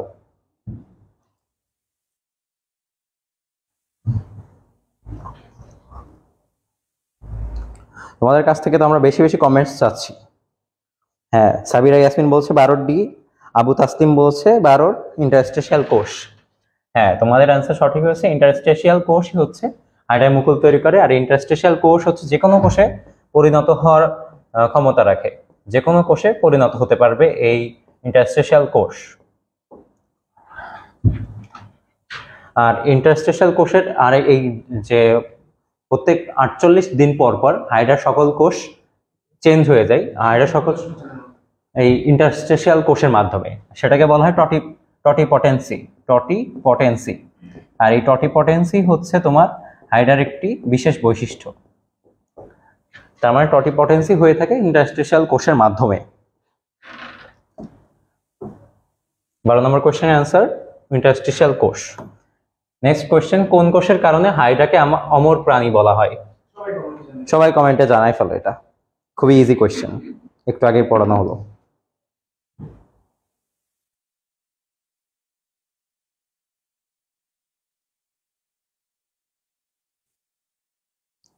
যারা যারা লাইভে আসো এই কোশ্চেনের অ্যান্সারটা দেখি কমেন্ট করে ফেলো।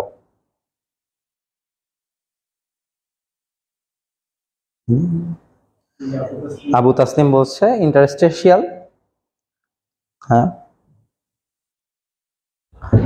আচ্ছা এখানে একটু আগে বললাম যে ইন্টারস্টেশিয়াল কোষ প্রত্যেক 48 দিন পর পর হাইড্রা সকল কোষকে নতুন কোষে রূপান্তর করে। এই কারণে এর একটি বিশেষ বৈশিষ্ট্য আছে, সেটি হচ্ছে এর টটিপটেন্সি বলা হয়। এই টটিপটেন্সির কারণেই যেহেতু তোমার সকল কোষ আবার পুনরায় তৈরি হচ্ছে, এই কারণে হাইড্রাকে অমর প্রাণী বলা হবে। যখন তোমার নতুন কোষ তৈরি হবে একটি দেহের, তখন সেটাকে বলা হবে অমর প্রাণী। সাবিরা ইয়াসমিনও কমেন্ট করছে 13D। আচ্ছা, অ্যান্সারটা দেখে ফেলি। আমাদের অ্যান্সার হচ্ছে ইন্টারস্টেশিয়াল কোষ। নেক্সট কোশ্চেন, হাইড্রার কোন নেমাটোসিস্টে ফেনল থাকে? এটা কিন্তু খুবই ইন্টারেস্টিং একটা কোশ্চেন। হাইড্রার কোন কোষে ফেনল থাকে? দেখি কমেন্ট করে জানাই ফেলো কি পারবা।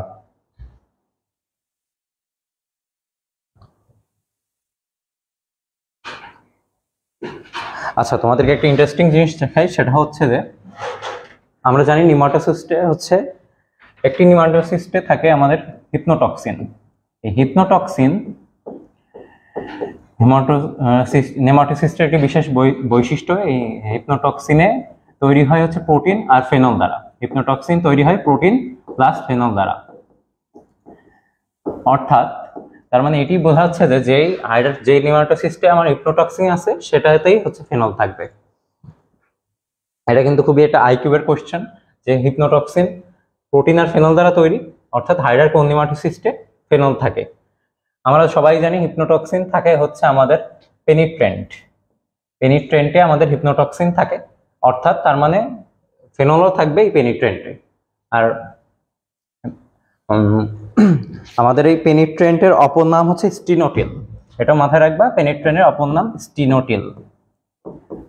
আর এই স্টেনোটিল বা পেনিট্রেন্ট এখান থেকেই বেশিরভাগ এমসিকিউ কোশ্চেন হয়ে থাকবে।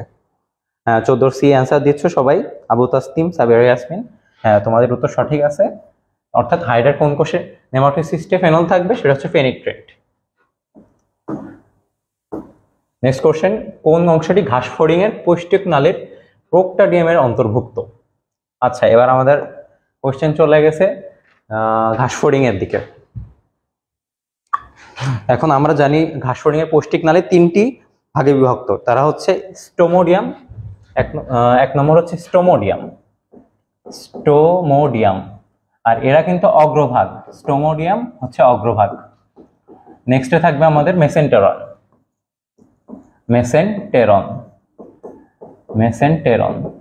আর 3 নম্বর ভাগে আছে আমাদের প্রোক্টোডিয়াম।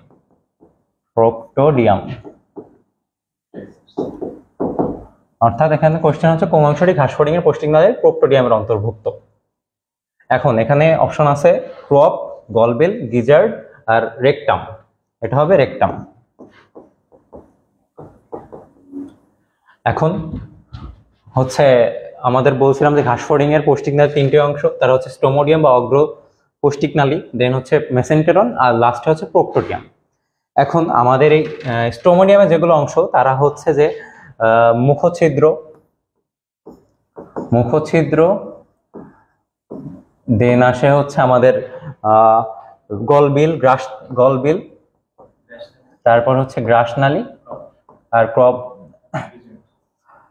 গ্রাসনালী, তারপর আসে হচ্ছে ক্রপ, আর সবার লাস্টে আসে গিজার্ড। আর মেসেন্টেরনের কোনো অংশ নাই, মেসেন্টেরন একটাই। প্রোক্টোডিয়ামের অংশ হচ্ছে 4টি, তারা হচ্ছে ইলিয়াম, রেকটাম,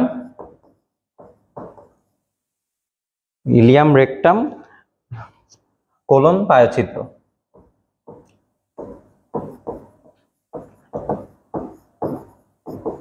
অর্থাৎ আমাদের স্টোমোডিয়ামের অংশ থাকলো মুখছিদ্র, গলবিল, গ্রাসনালী, ক্রপ আর গিজার্ড। আর মেসেন্টেরন থাকলো, দেন হচ্ছে প্রোক্টোডিয়ামের অংশ হচ্ছে আমাদের ইলিয়াম, কোলন, রেকটাম আর পায়োছিদ্র।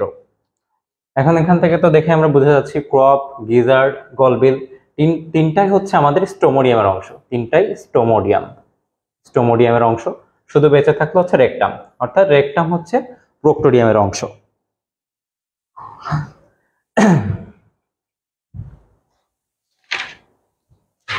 অ্যান্সারটা দেখে নিই আমরা। অ্যান্সারটা হচ্ছে রেকটাম। নেক্সট কোয়েশ্চেন, ঘাস ফড়িং এর সুপারপজিশন দর্শনে কোনটি সঠিক? সুস্পষ্ট বিম্ব তৈরি হয়, বস্তুর খণ্ড খণ্ড বিম্ব তৈরি হয়, আইরিশ আবরণ সংকুচিত থাকে, রেটিনাল আবরণ প্রসারিত থাকে। এখন ঘাস ফড়িং এর আমরা যে দর্শন কৌশল জানি তারা হচ্ছে দুই প্রকার। একটি হচ্ছে আমাদের অ্যাপোজিশন বা মোজাইক বিম্ব, আর দ্বিতীয়টি হচ্ছে সুপারপজিশন প্রতিবিম্ব। এখন এই যে আমরা একটি বলছিলাম যে অ্যাপোজিশন, এই অ্যাপোজিশন হচ্ছে আমাদের যখন উজ্জ্বল আলো থাকবে, উজ্জ্বল আলোতে ঘাস ফড়িং সাধারণত এভাবে দেখে থাকে। উজ্জ্বল আলোতে ঘাস ফড়িং এর দর্শন হয় হচ্ছে আমাদের অন্য কোশ্চেনে চলে গেছে। অ্যাপোজিশন হচ্ছে তাহলে কি দাঁড়ালো? অ্যাপোজিশন উজ্জ্বল আলোতে, অ্যাপোজিশন উজ্জ্বল আলোতে। এই অ্যাপোজিশনের আরেক নাম হচ্ছে আবার মোজাইক প্রতিবিম্ব বা মোজাইক দর্শন। দ্বিতীয় দর্শন কৌশল হচ্ছে আমাদের সুপারপজিশন, আর এই সুপারপজিশন হচ্ছে যখন অল্প আলো থাকে বা হচ্ছে স্তিমিত বা অনুজ্জ্বল আলোতে, অনুজ্জ্বল আলোতে ঘাস ফড়িং এর দর্শন কৌশল হচ্ছে সুপারপজিশন। অনুজ্জ্বল আলোতে ঘাস ফড়িং এর দর্শন কৌশল হচ্ছে সুপারপজিশন দর্শন। এখন এই অ্যাপোজিশনে সাধারণত উজ্জ্বল আলোতে যেহেতু হয়, আর হচ্ছে মোজাইক বলতে প্রত্যেকটা ওমাটিডিয়াম একটি নির্দিষ্ট ছবি হচ্ছে, আমরা জানি যে আমাদের এই পুঞ্জাঙ্কি, ঘাস ফড়িং এর পুঞ্জাঙ্কি বিভিন্ন এর একক হচ্ছে ওমাটিডিয়াম। এই ওমাটিডিয়াম হচ্ছে প্রত্যেকটি ওমাটিডিয়াম একটি নির্দিষ্ট ছবি বা একটি নির্দিষ্ট প্রতিবিম্ব তৈরি করে। কিন্তু এই সুপারপজিশনের ক্ষেত্রে প্রত্যেকটি ওমাটিডিয়াম মিলে একটি প্রতিবিম্ব তৈরি হয়। আচ্ছা ঠিক আছে, তো দেখি আমরা এখানে একটু বোঝার চেষ্টা করি। এখানে আমরা কি দেখতে পাচ্ছি যে আমরা এখানে বলছি ঘাস ফড়িং এর সুপারপজিশন প্রতিবিম্ব। তো সুপারপজিশন প্রতিবিম্ব সাধারণত হয় কোথায়? সুপারপজিশন প্রতিবিম্ব কিন্তু আরেকটা নাম হচ্ছে কি, এটা সুপারপজিশন প্রতিবিম্ব হয় হচ্ছে উজ্জ্বল আলোতে। কোন আলোতে হয়? উজ্জ্বল আলোতে হয়। আর একটা হচ্ছে এর আরেকটা নাম হচ্ছে কি অ্যাপোজিশনও কিন্তু আমরা বলতে পারি। এটাকে কি বলতে পারি? অ্যাপোজিশন আমরা বলতে পারি। তো দেখো আমাদের মনে করো এই একটা বস্তু যদি আমি দেখি, আমি একটা বস্তু আমি আঁকাইলাম, একটা বস্তু তিনটা অংশ আমি দিলাম। কয়টা অংশ দিলাম? তিনটা অংশ দিলাম। দেখো হচ্ছে কি, ধরো হচ্ছে মস্তক, বক্ষ, উদর। মস্তক, বক্ষ, উদর, এই তিনটা অংশ আমি আঁকাইলাম। এখন এই যে তিনটা অংশ আমরা দেখতে পাচ্ছি, এই তিনটা অংশ থেকে দেখো যে ঘাস ফড়িং এর কিন্তু আমরা জানি দর্শনের অর্থাৎ ঘাস ফড়িং এর পুঞ্জাক্ষের গঠনের একককে বলা হচ্ছে কিন্তু ওমাটিডিয়াম। কি বলা হচ্ছে? ওমাটিডিয়াম। প্রায় কতটি ওমাটিডিয়ামের সমন্বয়ে গঠিত? প্রায় হচ্ছে 2000 ওমাটিডিয়ামের সমন্বয়ে কিন্তু গঠিত। তো ওমাটিডিয়াম খুব ঘনভাবে সন্নিবেশিত থাকে। আমাদের কিন্তু একটা ওমাটিডিয়ামের গঠন বলে একটা হচ্ছে টপিকস আছে। তো ওমাটিডিয়ামের থেকে আমরা কি দেখতে পাচ্ছি? প্রথম থেকে হচ্ছে রেটিনা। রেটিনায় কিন্তু কি করে? রেটিনা হচ্ছে বস্তু থেকে আলো গ্রহণ করে। তো এই যে ওমাটিডিয়ামের এখানে কি থাকে? আমরা র‍্যাবডোম দেখতে পাই। এখানে এরকম দেখো হচ্ছে তিনটা অংশ, আমি তিনটা র‍্যাবডোম আঁকিয়েছি। অর্থাৎ তিনটা হচ্ছে কি, তিনটা তোমার ওমাটিডিয়াম এই বস্তুটাকে দেখবে। তাহলে এই বস্তুটাকে যদি তিনটা ওমাটিডিয়াম দেখে, কয়টা ওমাটিডিয়াম দেখবে? তিনটা ওমাটিডিয়াম দেখবে। তাহলে ধরো হচ্ছে আমি 1 নাম্বার কাউন্ট করলাম, এটাকে 2 নাম্বার কাউন্ট করলাম, এটাকে হচ্ছে 3 নাম্বার কাউন্ট করলাম। তো এই মস্তক থেকে আমরা কিন্তু আলো জানি হচ্ছে দুইটা ভাবে পতিত হবে, একটা হচ্ছে উলম্ব বরাবর আর একটা হচ্ছে তির্যক বরাবর। তো উলম্ব বরাবর যখন মস্তক থেকে আলো ঘাস ফড়িং এর 1 নম্বর র‍্যাবডোমে পতিত হচ্ছে, উলম্ব বরাবর যখন 1 নম্বর অংশ পতিত হচ্ছে, তখন কিন্তু এই 1 নম্বর র‍্যাবডোমটা মস্তকের দর্শনটা অর্থাৎ মস্তকটা দেখতে কেমন সে কিন্তু দেখতে পাচ্ছে। তো দ্বিতীয়ত এটা কিন্তু হচ্ছে কোথায়? কোন আলোতে হচ্ছে? উজ্জ্বল আলোতে হচ্ছে। কোন আলোতে হচ্ছে? উজ্জ্বল আলোতে হচ্ছে। তো এই উজ্জ্বল আলোতে হওয়ার পাশাপাশি আরেকটা আলো পড়বে কিন্তু বস্তু থেকে কি, তির্যক বরাবর। তো তির্যক বরাবর যখন আইরিশ রঞ্জক আবরণে, আমি যদি এইভাবে দেখি, এই মনে করো আইরিশ রঞ্জক আবরণে উজ্জ্বল আলো অর্থাৎ ওমাটিডিয়ামের যে আর্য অংশগুলো আছে, এই আইরিশ রঞ্জক আবরণীতে কি হয়? আলোটার বাধা প্রাপ্ত হয়। অর্থাৎ এই ভেতরে যে অংশগুলো আছে, আলোটা উজ্জ্বল আইরিশ রঞ্জক আবরণী দ্বারা সে কিন্তু কি আছে? ঢেকে আছে। তো তখন এই উজ্জ্বল আলো থেকে যখন অর্থাৎ বস্তু থেকে যখন আলোটা আসতেছে, তির্যক বরাবর যখন আলো ঢুকবে ওমাটিডিয়ামের মধ্যে, তখন কিন্তু আইরিশ রঞ্জক আবরণীতে কি হবে? বাধা প্রাপ্ত হবে। আইরিশ রঞ্জক আবরণীতে যখন বাধা প্রাপ্ত হবে, তখন কিন্তু ওই তির্যক বরাবর আলো কিন্তু শোষিত হয়ে যাচ্ছে। অর্থাৎ এই যে বাধাপ্রাপ্ত যে অংশ, অর্থাৎ মনে করো এই আলো এসে আমার এখানে পড়ছে, পড়ে কিন্তু এই অংশটাতে কি হয়ে যাচ্ছে? আলোটা শোষণ হয়ে যাচ্ছে। অর্থাৎ পাশের ওমাটিডিয়ামে কিন্তু কি যাতে যাইতে পারতেছে না, আলো কিন্তু যাইতে পারতেছে না। অর্থাৎ মস্তক থেকে আসা আলো শুধুমাত্র উলম্ব বরাবর আলোই কিন্তু উজ্জ্বল আলোতে গ্রহণ করতে পারবে। কিন্তু অনুজ্জ্বল আলোর ক্ষেত্রে কি দেখতে পাবো আমরা, এই যে রেটিনাল যে রঞ্জক আবরণ এটা কিন্তু তখন কি থাকবে, সংকুচিত থাকবে। অর্থাৎ আলোটা উলম্ব বরাবর আসতে পারবে, তির্যক বরাবরও কিন্তু ঢুকতে পারবে। অর্থাৎ একটা ওমাটিডিয়ামের আলো, অর্থাৎ একটা বস্তুর আলো পাশের ওমাটিডিয়ামে কিন্তু যাইতে পারতেছে। যখন যাইতে পারবে তখন কিন্তু একটা ওমাটিডিয়াম দিয়ে সমগ্র বস্তুর আলো কিন্তু আমরা দেখতে পাবো। এটা কোন আলোতে? এটা কিন্তু অনুজ্জ্বল আলোতে। অনুজ্জ্বল আলোতে আমরা কিন্তু একটা ওমাটিডিয়াম সকল বস্তুকে হচ্ছে কিন্তু দেখতে পাই। এই জন্য বলা হচ্ছে যে সুপারপজিশন প্রতিবিম্বতে কিন্তু অর্থাৎ বিন্দু বিন্দু বিন্দু বস্তুর কিন্তু গঠনটা দেখতে পাই। তাহলে এখানে কি কি আছে আমরা যদি দেখি, সুস্পষ্ট বিম্ব তৈরি করে, বস্তুর খন্ড খন্ড বিম্ব তৈরি হয়, আইরিশ আবরণ সংকুচিত হয়, রেটিনাল আবরণ প্রসারিত হয়। উত্তরটা কি হবে সবাই একটু কমেন্ট করে জানাও তো। বিভিন্ন রকম কমেন্ট। এবার সবাই একটু কমেন্ট করে জানাও তো কোনটা হবে উত্তর। হ্যাঁ, যে আবু তাসলিম বলছে যে আইরিশ আবরণ সংকুচিত হয় 16 গ, সাবিরা ইয়াসমিন 16 ডি, আবার সাবিরা ইয়াসমিন 16 সি। তাহলে আইরিশ আবরণী কি থাকে? আইরিশ আবরণী হচ্ছে সুপারপজিশন প্রতিবিম্বে হচ্ছে আইরিশ আবরণ হচ্ছে সংকুচিত থাকে, রেটিনাল আবরণ প্রসারিত থাকে, বস্তু খন্ড খন্ড বিম্ব তৈরি করে সুস্পষ্ট বিম্ব গঠিত হয়। আইরিশ আবরণ কি এখানে কি সংকুচিত থাকবে? সুপারপজিশন প্রতিবিম্ব। তাহলে সুপারপজিশন প্রতিবিম্বতে কি হবে? আইরিশ আবরণী কি থাকবে? আইরিশ আবরণী হচ্ছে সংকুচিত থাকবে। তার পরবর্তী কোশ্চেনে যদি আমরা চলে যাই, পরবর্তী কোশ্চেনটা কি আছে দেখো, ঘাসফড়িং-এর দেহখণ্ডের কাইটিন নির্মিত পুরু শক্ত পৃষ্ঠীয় পাতকে বলে কি? অর্থাৎ পৃষ্ঠ যে পাত, এই পাতকে কি বলা হয়? পাতকে কি বলে? পাতকে কি বলে?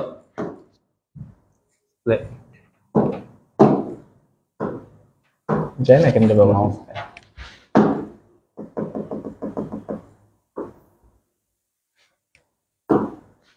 ঘাসফড়িং-এর দেহের খণ্ডের কাইটিন নির্মিত পুরু, অর্থাৎ দেহখণ্ডকে যে, অর্থাৎ প্রত্যেকটি দেহখণ্ডকে আমরা কিন্তু কি জানি, প্রত্যেকটি দেহখণ্ডকে কিন্তু কি বলা হয়? স্ক্লেরাইড বলা হয়। কি বলা হয়? কাইটিন নির্মিত পুরু শক্ত, অর্থাৎ যেখানেই কাইটিন, আমরা মনে রাখবো যেখানে কাইটিন বা কিউটিকল অর্থাৎ কাইটিনের মতন যদি কিছু বলে সেটা কিন্তু সবসময়ের জন্য কি হবে? এটা কিন্তু সবসময়ের জন্য হবে শক্ত। তাহলে কিন্তু এটা উত্তর কি আসতেছে? স্ক্লেরাইড। সেটাই কি আসতেছে? স্ক্লেরাইড বলতেছে। তার পরবর্তী কোশ্চেন যদি আমরা চলে যাই, কোনটি ঘাসফড়িং-এর স্ত্রী জননতন্ত্রের হচ্ছে অংশ? কোনটি ঘাসফড়িং-এর স্ত্রী জননতন্ত্রের অংশ? অপশন হচ্ছে ক্ষেপণনালী, শুক্রনালী, শুক্রধানী, শুক্রথলি। আমরা এখন হচ্ছে পুং জননতন্ত্র আর স্ত্রী জননতন্ত্রে চলে যাই। পুং জননতন্ত্রের অংশ হচ্ছে 5টি, আর স্ত্রী জননতন্ত্রের অংশ হচ্ছে 5টি। আমরা কি কি অংশগুলো দেখে নিই। পুং জননতন্ত্রের অংশগুলো হচ্ছে আমার শুক্রাশয়, প্রথমে আসবে শুক্রাশয়, যেটা মোস্ট ইম্পর্টেন্ট, শুক্রাশয় বা ইংলিশে বলা হয় টেস্টিস। সেকেন্ডে থাকবে আমাদের হচ্ছে শুক্রনালী,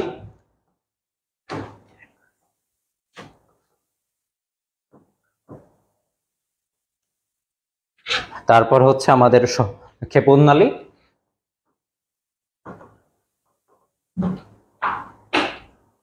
সহায়ক গ্রন্থি,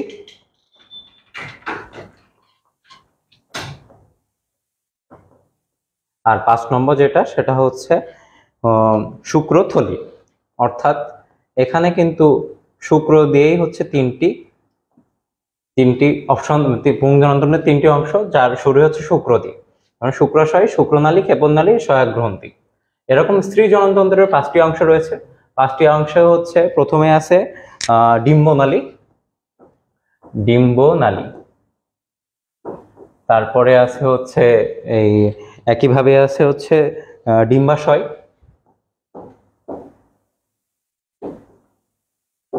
তারপরে আছে যোনি, সহায়ক গ্রন্থি, আর সবার শেষে আছে আমাদের শুক্রধানী।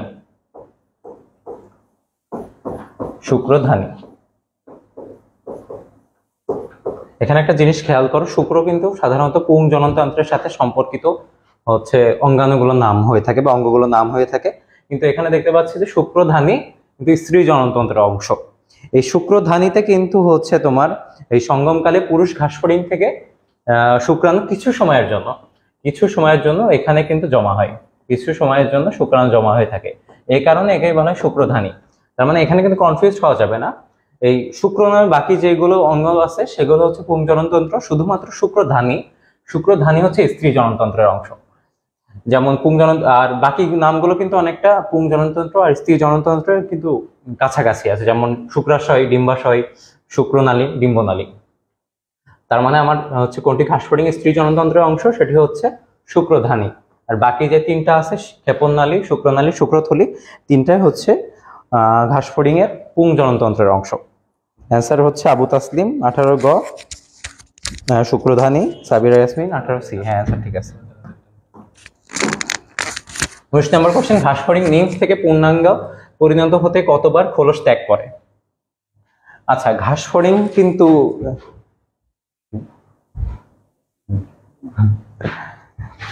ঘাসফড়িং হচ্ছে যেই তোমার রূপান্তরটা হয় সেটা কিন্তু অসম্পূর্ণ রূপান্তর। আমরা জানি দুই রকম রূপান্তর আছে, একটি হচ্ছে অসম্পূর্ণ, একটি হচ্ছে সম্পূর্ণ। অসম্পূর্ণ রূপান্তর বলতে যেখানে তোমার নিম্ফ দশা, মানে হচ্ছে একটি পতঙ্গ ডিম ফুটে বেরিয়ে মানে কয়েকটি দশা পার হওয়ার পর পূর্ণাঙ্গ প্রাণীতে পরিণত হয়, কিন্তু এর নিম্ফ দশা আর পূর্ণাঙ্গ প্রাণীতে খুব একটা পরিবর্তন দেখা যায় না। যেটা হচ্ছে ঘাসফড়িং এ কিন্তু নিম্ফ দশা আর পূর্ণাঙ্গ প্রাণীতে খুব একটা পরিবর্তন দেখা যায় না। কিন্তু সম্পূর্ণ রূপান্তরে কিন্তু যখন ডিম থেকে ফুটে বের হয় তখন যে লার্ভা দশা বা ডিম দশা থেকে পূর্ণাঙ্গ প্রাণীতে রূপান্তরের সময় অনেক বেশি একটা পরিবর্তন দেখা যায়, যেটা দেখা যায় সাধারণত হচ্ছে মৌমাছির বেলায় দেখা যায়, প্রজাপতির বেলায় দেখা যায়। আচ্ছা, এই ঘাসফড়িং এর নিম্ফ থেকে পূর্ণাঙ্গ প্রাণীতে প্রত্যেকবার যে খোলস ত্যাগ করে, খোলস ত্যাগ করাকে বলা হয় হচ্ছে মোল্টিং। খোলস ত্যাগ করার অপর নাম হচ্ছে মোল্টিং। আর আমরা জানি যে ঘাসফড়িং এর নিম থেকে পূর্ণাঙ্গ প্রাণীতে খোলস ত্যাগ করতে 5 বার সময় লাগে, আর 2 বার খোলস পরিবর্তন করলে বা 2 বার মোল্টিং করলে তা হচ্ছে তার ডানা তৈরি হয়। আর প্রত্যেকটা মোল্টিং এর মাঝখানে যে সময় তাকে বলা হয় ইনস্টার। ইনস্টার হচ্ছে মোল্টিং এর মাঝখানের সময়। অ্যান্সার দেখে নিই 5 বার। নেক্সট কোশ্চেন, নিচের কোনটি গ্রাস হপারের মস্তকের বহিঃকঙ্কালের অংশ? নিচের কোনটি গ্রাস হপারের মস্তকের বহিঃকঙ্কালের অংশ? ফ্লাজেলাম, পেডিসেল, স্কেপ, ফ্রন্স। এটা খুবই ইজি কোশ্চেন, দেখে অ্যান্সার করে ফেলো কমেন্টে।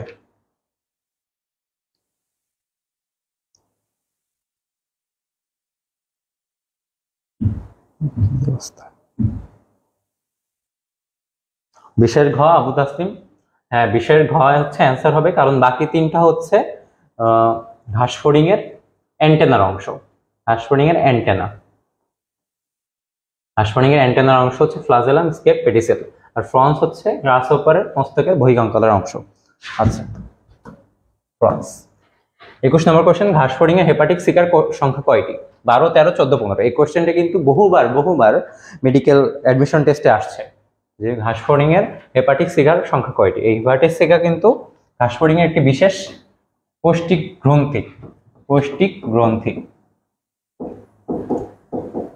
গ্রন্থি, আর এর অবস্থান হচ্ছে মেসেন্টেরিয়ানের ঠিক পাশেই। ঘাসফড়িং এর হেপাটিক সিকার সংখ্যা কয়টি? 12, 13, 14, 15। হ্যাঁ, কমেন্টে দেখা যাচ্ছে যে অ্যান্সার দিছে 12টি। হ্যাঁ, ঘাসফড়িং এর হেপাটিক সিকার সংখ্যা 12টি। এখানে একটা হচ্ছে খুবই কনফিউজিং ব্যাপার হয়, সেটা হচ্ছে অনেক সময় বলা যে হেপাটিক সিকার সংখ্যা কত জোড়া, তখন সেটা কিন্তু 6 জোড়া। সেটা কিন্তু মাথায় রাখতে হবে, 12 জোড়া না, 6 জোড়া। আর যদি শুধুমাত্র সংখ্যা দেওয়া থাকে তখন হচ্ছে 12টি। নেক্সট কোশ্চেন, ঘাসফড়িং এর উদরে কতটি খণ্ডক রয়েছে? 11, 10, 6, 3। ঘাসফড়িং এর উদরে কতটি খণ্ডক রয়েছে?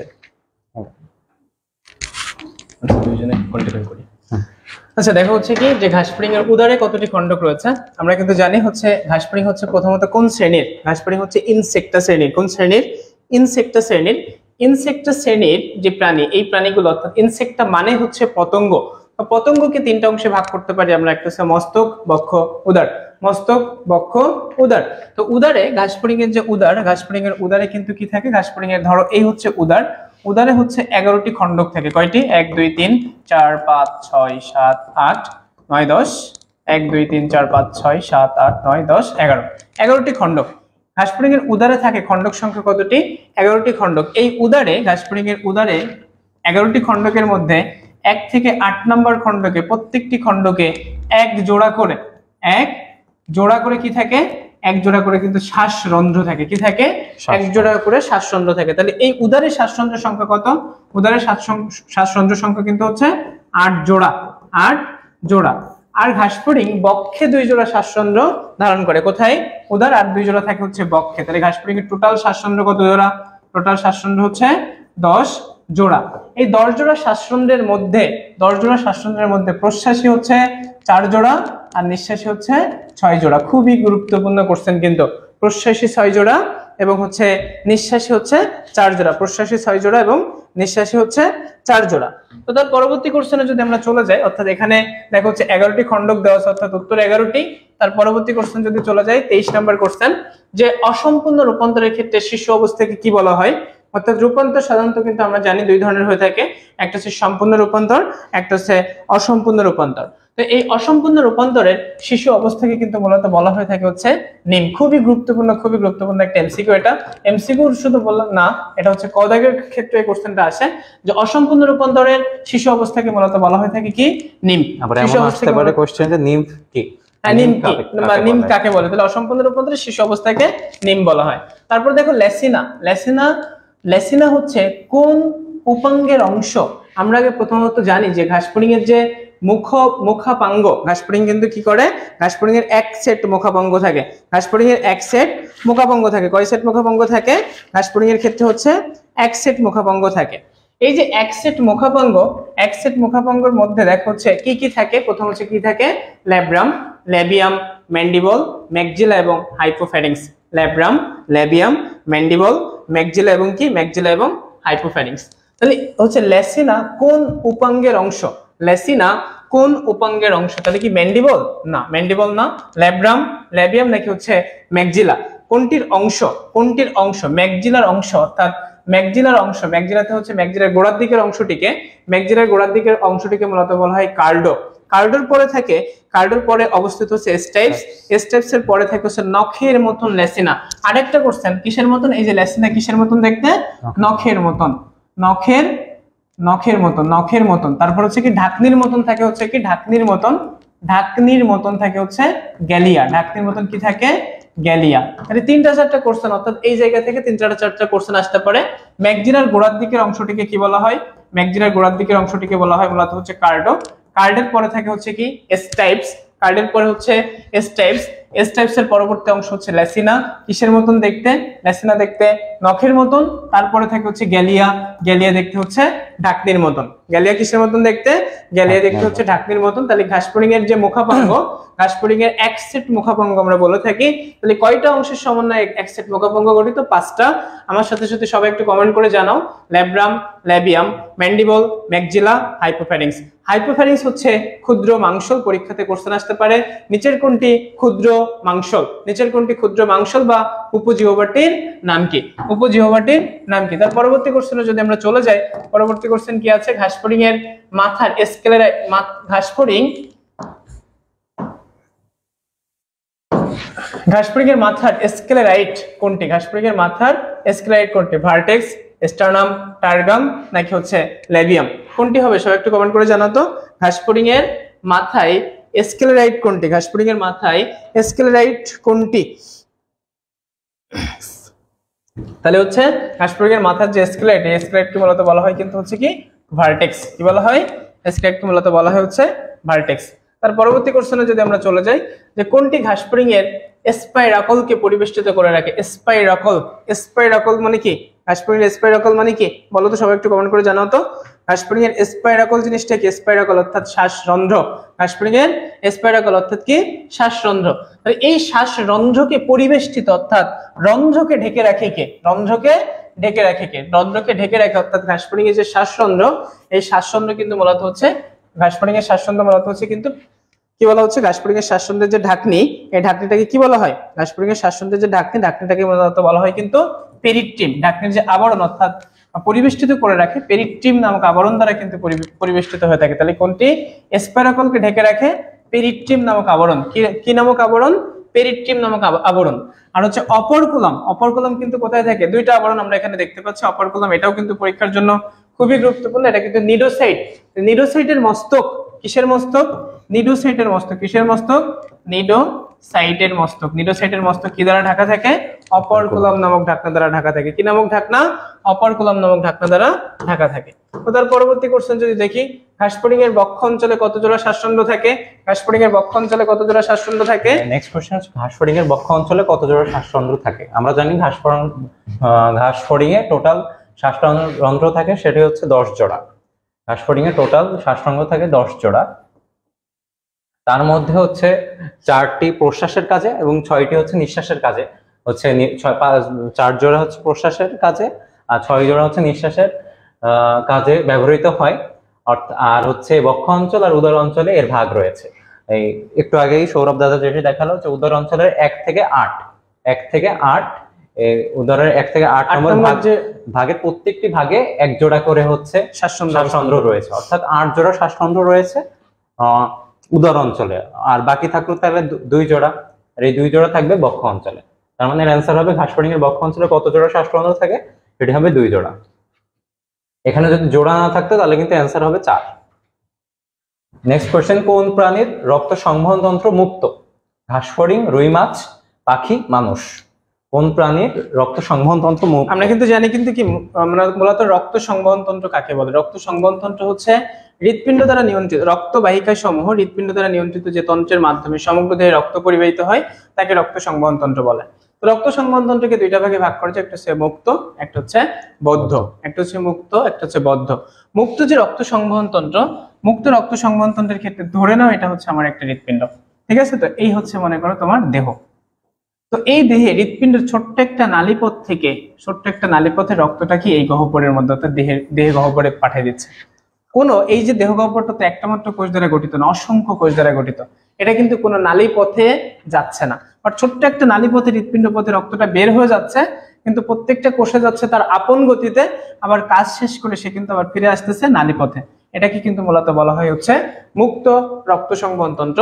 আর বদ্ধ রক্ত সংবহন তন্ত্রের ক্ষেত্রে আমরা কি দেখি? প্রত্যেকটা কোষ পর্যন্ত কিন্তু অর্থাৎ কি শিরা, ধমনী, কৈশিক জালিকা এইভাবে অর্থাৎ একেবারে সিকোয়েন্সলি যাবে এবং সিকোয়েন্সলি আবার হচ্ছে হৃৎপিণ্ডে রক্ত ফিরে আসবে। সেটাকে মূলত বলা হয় হচ্ছে বদ্ধ রক্ত সংবহন তন্ত্র। তো দেখো হচ্ছে পাখি হচ্ছে কি? পাখি হৃৎপিণ্ড কত প্রকোষ্ঠ বিশিষ্ট বলতো? পাখির হৃৎপিণ্ড কিন্তু 4 প্রকোষ্ঠ বিশিষ্ট। কত প্রকোষ্ঠ? 4 প্রকোষ্ঠ বিশিষ্ট। রুই মাছের হৃৎপিণ্ড কত প্রকোষ্ঠ? 2 প্রকোষ্ঠ বিশিষ্ট। রুই মাছের হৃৎপিণ্ডে একটা উপপ্রকোষ্ঠ থাকে, সেই উপপ্রকোষ্ঠটা যারা যারা পারবে একটু কমেন্ট করে জানাও তো। আর হচ্ছে মানুষের কিন্তু কত প্রকোষ্ঠ? 4 প্রকোষ্ঠ বিশিষ্ট। আর হচ্ছে এই যে ঘাসফড়িং এর কিন্তু হচ্ছে রক্ত সংবহন তন্ত্র মুক্ত। তাহলে আমি কি বলছি? রুই মাছ থেকে একটা কোশ্চেন ধরছি যে রুই মাছের হৃৎপিণ্ডের উপপ্রকোষ্ঠের নাম কি? রুই মাছের হৃৎপিণ্ডের উপপ্রকোষ্ঠের নাম হচ্ছে সাইনাস ভেনোসাস। রুই মাছের হৃৎপিণ্ডের উপপ্রকোষ্ঠের নাম কি? Sinus venosus. নিম্নের কোনটি ঘাসফড়িং এর প্রতিসরণশীল অঙ্গ হিসেবে কাজ করে? প্রতিসরণশীল অঙ্গ হিসেবে কাজ করে নিচের কোনটি? ঘাসফড়িং এর প্রতিসরণশীল অংশ হিসেবে কাজ করে কোনটি? কর্নিয়া, তারপর হচ্ছে কর্নিয়াজেন কোষ, ক্রিস্টালাইন কোন কোষ, ক্রিস্টালাইন কোন। নিচের কোনটি কাজ করে হচ্ছে? তাহলে হচ্ছে এখানে দেখো ঘাসফড়িং এর আমাদের যে ওমাটিডিয়ামের যে গঠন, এই ওমাটিডিয়ামের গঠন থেকে হচ্ছে এই কোশ্চেনটা আসছে যে কর্নিয়া কিসের মতন কাজ করে? এটি মূলত কিন্তু রেটিনার মতন কাজ করে থাকে। কিসের মতন কাজ করে থাকে? এটি মূলত হচ্ছে রেটিনার মতন কাজ করে থাকে। কিসের মতন কাজ করে? এটি মূলত হচ্ছে রেটিনার মতন। তাহলে হচ্ছে কর্নিয়া কিসের মতন কাজ করে? কর্নিয়া হচ্ছে রেটিনার মতন কাজ করে। কর্নিয়া হচ্ছে কিসের মতন কাজ করে? কর্নিয়া হচ্ছে লেন্সের মতন কাজ করে। ভুল হইছে। কর্নিয়া কিসের মতন কাজ করে? কর্নিয়া হচ্ছে লেন্সের মতন কাজ করে। কর্নিয়া কিসের মতন কাজ করে? কর্নিয়া লেন্সের মতন কাজ করে। কর্নিয়া কিসের মতন কাজ করে? কর্নিয়া লেন্সের মতন কাজ করে। কর্নিয়াজেন কোষ এর ক্ষরণ থেকে অর্থাৎ কর্নিয়াজেন কোষ থেকে কিসের সৃষ্টি হয়?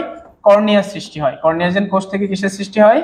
কর্নিয়ার সৃষ্টি। কর্নিয়াজেন কোষ থেকে সৃষ্টি হয় হচ্ছে কর্নিয়ার। তারপর হচ্ছে ক্রিস্টালাইন কোন কোষ, এগুলো হচ্ছে র‍্যাবডোমে আলো প্রবেশ করে। কিসে আলো প্রবেশ করতে সহায়তা করে? র‍্যাবডোমে আলো প্রবেশ করে। র‍্যাবডোমে আলো প্রবেশ করতে সহায়তা করে। আর ক্রিস্টালাইন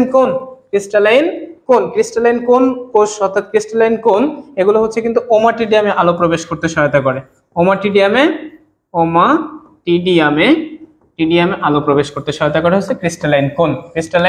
তাহলে ঘাসফড়িং এর প্রতিসরণশীল অংশ হিসাবে অর্থাৎ আলোর যে প্রতিসরণ এই ক্রিস্টালাইন কোনই কিন্তু করে থাকবে। কে করে থাকবে? ক্রিস্টালাইন কোন কোষ করে থাকবে। তার পরবর্তী কোশ্চেন যদি আমরা চলে যাই, ঘাসফড়িং এর পরিপাক নালীর ত্রিকোণাকার গঠনটির নাম কি? ঘাসফড়িং এর পরিপাক নালীর ত্রিকোণাকার গঠনটির নাম কি? ক্লোন, তারপর হচ্ছে গিজার্ড, মলাশয়, পাকস্থলী, কোনটি? ঘাসফড়িং এর পরিপাক নালী কিন্তু আমরা জানি হচ্ছে 3টি অংশ বিশিষ্ট। প্রথম অংশের নাম বলেছিলাম যে অগ্র বা স্টোমোডিয়াম, সেকেন্ড অংশটি হচ্ছে মেসেন্টেরন, আর থার্ড অংশটি হচ্ছে প্রোক্টোডিয়াম। এখন এই আমরা প্রথমে হচ্ছে এই অংশগুলো ভাগ করি, কোলন, মলাশয়, এই দুটি কিন্তু হচ্ছে আমার প্রোক্টোডিয়ামের অংশ, এই দুটি হচ্ছে প্রোক্টোডিয়ামের অংশ, প্রোক্টোডিয়াম। আর পাকস্থলী তো হচ্ছে আমার মেসেন্টেরনের অংশ, পাকস্থলী হচ্ছে মেসেন্টেরন। আর গিজার্ড হচ্ছে আমাদের স্টোমোডিয়ামের অংশ বা অগ্রপৌষ্টিক নালীর অংশ, স্টোমোডিয়াম। এখন গিজার্ডটা মূলত হচ্ছে কি? এখন এই গিজার্ডটা হচ্ছে এই মূলত ত্রিকোণাকার গঠন। এই ঘাসফড়িং এর পরিপাক নালীর যদি ত্রিকোণাকার গঠন বলে সেটি হবে অবশ্যই গিজার্ড। অ্যানসার হচ্ছে গিজার্ড। তারপরে 31 নম্বর কোশ্চেনে যদি আমরা চলে যাই, 31 নম্বর কোশ্চেন কি আছে? টিনিডিয়া ঘাসফড়িং এর কোন তন্ত্রে পাওয়া যায়? পরিপাক তন্ত্রে, রেচন তন্ত্রে, শ্বসন তন্ত্রে, প্রজনন তন্ত্রে। ঘাসফড়িং এর যে টিনিডিয়াটা পাওয়া যায় কোথায়? টিনিডিয়াটা পাওয়া যায় কোথায়? সবাই একটু মানে কমেন্ট করে জানাও তো। পরিপাক তন্ত্রে, রেচন তন্ত্রে, শ্বসন তন্ত্রে নাকি প্রজনন তন্ত্রে? একটু আগে আমরা পড়েছিলাম যে স্পাইরাকল বা শ্বাসরন্ধ্রকে ঢেকে রাখে কোনটি, সেটি হচ্ছে পেরিট্রিম। আর এই পেরিট্রিমের কিন্তু একটা অংশ হচ্ছে টিনিডিয়া। টিনিডিয়া হচ্ছে পেরিট্রিমের একটি অংশ। এই টিনিডিয়া সাধারণত হচ্ছে শ্বাসরন্ধ্রকে চুপসে দিতে দেয় না, শ্বাসরন্ধ্রকে চুপসে দিতে যায় না।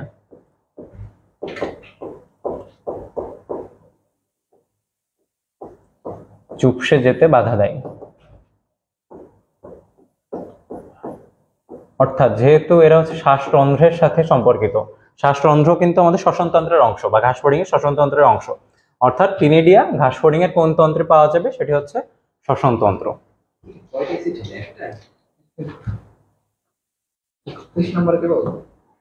অ্যান্সার শ্বসনতন্ত্র। নেক্সট কোয়েশ্চেন, ঘাসফড়িং এর ডিম্বাণু কি ধরনের?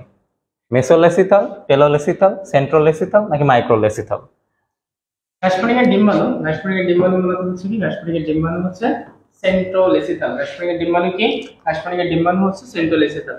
তো তার পরবর্তী কোশ্চেন যদি আমরা চলে যাই, পরবর্তী কোশ্চেন কি আছে দেখো হচ্ছে ঘাসফড়িং এর মস্তকে ওসেলাম কতটি? ওসেলাম না ওসেলি হবে। হচ্ছে ঘাসফড়িং এর শ্বসনতন্ত্র ওসেলাম না, এটা হবে ওসেলি। ঘাসফড়িং এর ওসেলাম হবে না, ওসেলি হবে, ওসেলি। ঘাসফড়িং এর ওসেলি থাকে কিন্তু 3টা। কতটি থাকে? ঘাসফড়িং ওসেলি থাকে হচ্ছে 3টা। কতটি ওসেলি থাকে? 3টা ওসেলি। আমরা উত্তর পেয়ে গেছি। তার পরবর্তী কোশ্চেন, রুই মাছের দেহে অঙ্কীয় তরে না অঙ্কীয় তলে কতটি ছিদ্র থাকবে? কতটি ছিদ্র? অর্থাৎ রুই মাছের দেহে কিন্তু আমরা 3টা ছিদ্র দেখতে পাই। অর্থাৎ তার দেহকাণ্ডে 3 ধরনের ছিদ্র থাকে। কত ধরনের ছিদ্র থাকে? 3 ধরনের ছিদ্র থাকে। 1 নম্বর থাকে হচ্ছে পায়ু ছিদ্র, তারপর হচ্ছে জনন ছিদ্র, আর একটা হচ্ছে কি রেচন ছিদ্র। তাহলে কি কি ছিদ্র? পায়ু, জনন, রেচন। পায়ু ছিদ্র, জনন ছিদ্র, রেচন ছিদ্র। তাহলে অঙ্কীয় তলে হচ্ছে কতটি ছিদ্র থাকবে? 3টি ছিদ্র থাকবে। পায়ু ছিদ্র থাকবে, পায়ু, তারপর হচ্ছে জনন এবং রেচন। এই 3টি ছিদ্র কিন্তু মূলত থাকে। কতটি ছিদ্র? 3টি ছিদ্র থাকে। নিচের কোনটি রুই মাছকে অক্সিজেন গ্রহণে সাহায্য করে? ফুলকা আর্স, ফুলকা রেকার্ড, ফুলকার আবরণী, ফুলকা ফ্লামেন্ট। কোনটি হচ্ছে অক্সিজেন গ্রহণে সাহায্য করে? নিচের কোনটি রুই মাছের অক্সিজেন গ্রহণে সাহায্য করে? কোনটি অক্সিজেন গ্রহণে সাহায্য করে? ফুলকা আর্স। আর্স মানে কি? আর্স কিন্তু হচ্ছে কি? আর্স হচ্ছে কাটার মতন। আর্স মানে কি? কাটা। তা কাটা বেটা কি কখনো হচ্ছে কি? এই কাটা কি কখনো হচ্ছে শ্বসনে অংশগ্রহণ করতে পারবে? কাটা কিন্তু শ্বসনে অংশগ্রহণ করবে না। তারপর হচ্ছে ফুলকার আবরণী, আবরণ কখনো শ্বসনে অংশগ্রহণ করতে পারবে না। এই ফুলকা রেকার আর ফুলকা ফিলামেন্টের মধ্যে। তাহলে হচ্ছে শ্বসনে অংশগ্রহণ করবে কে? ফুলকা ফিলামেন্ট। ফুলকা ফিলামেন্ট বলতে একটি ফুলকার কিন্তু ফিলামেন্ট থেকে কয়টা? অর্থাৎ কিন্তু 2টা থাকে। এই 2টা, একটাকে বলা হচ্ছে যদি একটা মাত্র, সেক্ষেত্রে কিন্তু বলা হয় হেমিব্রাঙ্ক বা ডেমিব্রাঙ্ক। আর যদি পূর্ণ ফুলকাকে কিন্তু বলা হয় কিন্তু হলোব্রাঙ্ক। পূর্ণ ফুলকাকে মূলত কি বলা হয়? হলোব্রাঙ্ক। তো এটা হচ্ছে এখান থেকে কিন্তু মানে ফুলকার গঠন চিত্র সহ কিন্তু একটা ফুলকার গঠন কিন্তু পরীক্ষাতে সিকিউতে কোশ্চেন আসে অনেক সময়। তো তার পরবর্তী কোশ্চেন যদি আমরা দেখি, পরবর্তী কোশ্চেন কি আছে? নিচের কোনটি রুই মাছের রেণুপোনার দৈর্ঘ্য? রুই মাছের রেণুপোনার দৈর্ঘ্য কত? রুই মাছের রেণুপোনার দৈর্ঘ্যকে মুখস্থ করে শোনো, 7.8 মিলিমিটার। 7.8 মিলিমিটার হচ্ছে রুই মাছের রেণুপোনার দৈর্ঘ্য। রুই মাছের রেণুপোনার দৈর্ঘ্য। তার পরবর্তী কোশ্চেন যদি চলে আসে, দেখো রুই মাছের কত ধরনের যুগ্ম পাখনা থাকে? রুই মাছের কত ধরনের যুগ্ম পাখনা, অর্থাৎ পাখনা কিন্তু দুই ধরনের হয়ে থাকে, একটা হচ্ছে যুগ্ম পাখনা, একটা হচ্ছে কি অযুগ্ম পাখনা। এই পাখনা থেকে কিন্তু পরীক্ষাতে অনেক সময় অনেক কোশ্চেন আসে কিন্তু, যে কোনটা কতটি হবে। তো এই যে রুই মাছের যে যুগ্ম পাখনা, এই রুই মাছের যুগ্ম পাখনা কিন্তু হচ্ছে দুইটি। রুই মাছের যুগ্ম পাখনা কতটি? রুই মাছের যুগ্ম পাখনা কিন্তু হচ্ছে কতটি? দুইটি। রুই মাছের যুগ্ম পাখনা কতটি? দুইটি। তার পরবর্তীতে যদি আমরা চলে যাই, দেখো পরবর্তী কোশ্চেন কি আছে, রুই মাছের প্রতি পাশে কতটি ফুলকা আর্স থাকে? রুই মাছের প্রতি পাশে কতটি? মাত্র কোশ্চেনটা করলাম, সবাই একটু কমেন্টে জানাতো। রুই মাছের প্রতি পাশে কতটি হচ্ছে ফুলকা আর্স থাকে? কতটি ফুলকা আর্স থাকবে তাহলে? ফুলকা আর্স থাকবে কিন্তু মূলত হচ্ছে প্রত্যেকটা পাশে ফুলকা আর্স থেকে হচ্ছে দুইটি। কতটি ফুলকা আর্স থাকবে? দুইটি ফুলকা আর্স। তো তার পরবর্তী কোশ্চেন যদি চলে যায়, দেখো পরবর্তী কোশ্চেন কি আছে, রুই মাছের কানকোর ঠিক পেছনে অবস্থিত পাখনা জোড়ার নাম কি? রুই মাছের কানকোর ঠিক পেছনে অবস্থিত পাখনা জোড়ার অপশন ভুল নাম আছে। কি? এখানে অপশন ভুল আছে কোশ্চেনটা, অর্থাৎ কোশ্চেন অনুযায়ী অপশন আসে নাই। অর্থাৎ এই কোশ্চেনটা হচ্ছে আমরা কিন্তু এখানে অ্যাফারেন্ট ব্রঙ্কিয়াল হবে না, অর্থাৎ কোশ্চেনটা এমন হইতে পারতো হয়তোবা যে রুই মাছের হচ্ছে অ্যাফারেন্ট হচ্ছে, অর্থাৎ কি রুই মাছের দেহ থেকে যে রক্ত কোথায় নিয়ে যাচ্ছে, অর্থাৎ হৃৎপিণ্ড থেকে রক্ত কোথায় নিয়ে যাবে? অ্যাফারেন্ট ধমনীর ক্ষেত্রে হচ্ছে নিয়ে যাবে হচ্ছে অ্যাফারেন্ট আর হচ্ছে ইফারেন্ট। দুইটা কথা বলা আছে বইতে, অ্যাফারেন্ট আর ইফারেন্ট। তো অ্যাফারেন্ট ধমনী হচ্ছে কিন্তু হৃৎপিণ্ড রক্ত নিয়ে যাচ্ছে হৃৎপিণ্ড থেকে কোথায়? ফুলকায়। আর হচ্ছে ইফারেন্ট বা বহির্বাহী ব্রঙ্কিয়াল ধমনী কিন্তু হৃৎপিণ্ড থেকে ফুলকা থেকে রক্ত নিয়ে যায় হচ্ছে দেহে, অর্থাৎ এটা একটু ভুল আছে। আর পরবর্তী কোশ্চেনে যদি আমরা চলে যাই, দেখো পরবর্তী কোশ্চেনটা কি আছে, ভেনাসার্ট মূলত কি? ভেনাসার্ট বা হচ্ছে কি শিরা হৃৎপিণ্ড। ভেইন অর্থাৎ কি শিরা, ভেইন মানে কি শিরা, এজন্য কি কিন্তু কি বলা হচ্ছে শিরা হৃৎপিণ্ড। তো শিরা হৃৎপিণ্ড অর্থাৎ হৃৎপিণ্ড দিয়ে শিরা দিয়ে কি রক্ত যায়? শিরা দিয়ে রাজন কি রক্ত যায়? Carbon dioxide. কার্বন ডাইঅক্সাইড নাকি oxygen? Carbon dioxide. Carbon dioxide যুক্ত রক্ত যায়। তাহলে শিরা দিয়ে যদি কার্বন ডাইঅক্সাইড যুক্ত রক্ত যায়, এই রক্ত যখন রুই মাছের হচ্ছে কি হৃৎপিণ্ড দিয়ে যাচ্ছে, হৃৎপিণ্ড দিয়ে অতিক্রম করবে, তখন কিন্তু যেহেতু হৃৎপিণ্ড দিয়ে শুধুমাত্র যায় কি কার্বন ডাইঅক্সাইড যুক্ত রক্ত, কোনো অক্সিজেন যুক্ত রক্ত হৃৎপিণ্ড পায় না। এজন্যই কিন্তু রুই মাছের হৃৎপিণ্ডকে মূলত বলা হয় হচ্ছে ভেনাসার্ট। কাকে? রুই মাছের হৃৎপিণ্ড অর্থাৎ মাছের হৃৎপিণ্ডকে। দেখো তো কুমিরের হৃৎপিণ্ড কিন্তু কত প্রকোষ্ঠ? 4 প্রকোষ্ঠ বিশিষ্ট। ব্যাঙের হৃৎপিণ্ড, ব্যাঙ অর্থাৎ কি উভয়চর হৃৎপিণ্ড কত? উভয়চর হৃৎপিণ্ড হচ্ছে 3 প্রকোষ্ঠ বিশিষ্ট। মাছের 2 প্রকোষ্ঠ, পাখি কিন্তু 4 প্রকোষ্ঠ। তো তার পরবর্তী কোশ্চেন যদি আমরা চলে যাই, দেখো রুই মাছের হৃৎপিণ্ডে কতটি প্রকোষ্ঠ? রুই মাছের হৃৎপিণ্ড কয়টি প্রকোষ্ঠে বিভক্ত?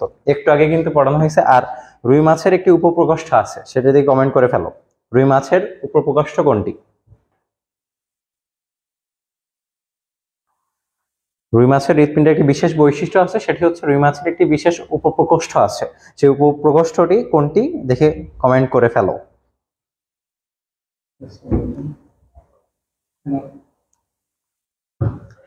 হ্যাঁ, রুই মাছের যে উপপ্রকোষ্ঠ আছে, সেই বিশেষ উপপ্রকোষ্ঠটির নাম উপপ্রকোষ্ঠ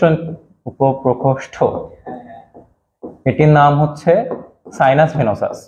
অর্থাৎ সাইনাস ভেনোসাস হচ্ছে কোনো প্রকোষ্ঠ না, কিন্তু সাইনাস ভেনোসাস হচ্ছে উপপ্রকোষ্ঠ। যদি প্রশ্ন আসে যে রুই মাছের দেহের হৃৎপিণ্ডের উপপ্রকোষ্ঠ কোনটি, সেটি হবে সাইনাস ভেনোসাস। আর রুই মাছের হৃৎপিণ্ড কয়টি প্রকোষ্ঠে বিভক্ত, সেটি আমরা জানি 2টি প্রকোষ্ঠ। একটি হচ্ছে আর্টারি, একটি হচ্ছে অ্যাট্রিয়াম, একটি হচ্ছে ভেন্ট্রিকল। পরবর্তী প্রশ্ন, কোনটি রুই মাছের ক্ষেত্রে প্রযোজ্য? সার্কুলাস, হেটারোসার্কেল, ডেন্টাইন, বারবেল। কোনটি রুই মাছের ক্ষেত্রে প্রযোজ্য? সার্কুলাস, হেটারোসার্কেল, ডেন্টাইন, বারবেল। কেমন প্রশ্ন? অ্যানসার কি?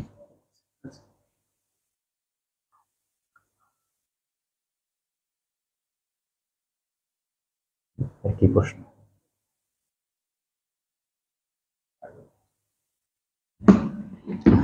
আচ্ছা, রুই মাছের ক্ষেত্রে কোনটি প্রযোজ্য? আমরা জানি রুই মাছের লেজ কিন্তু হেটারোসার্কেল নয়, রুই মাছের লেজ হচ্ছে হোমোসার্কেল। রুই মাছের লেজ হচ্ছে হোমোসার্কেল।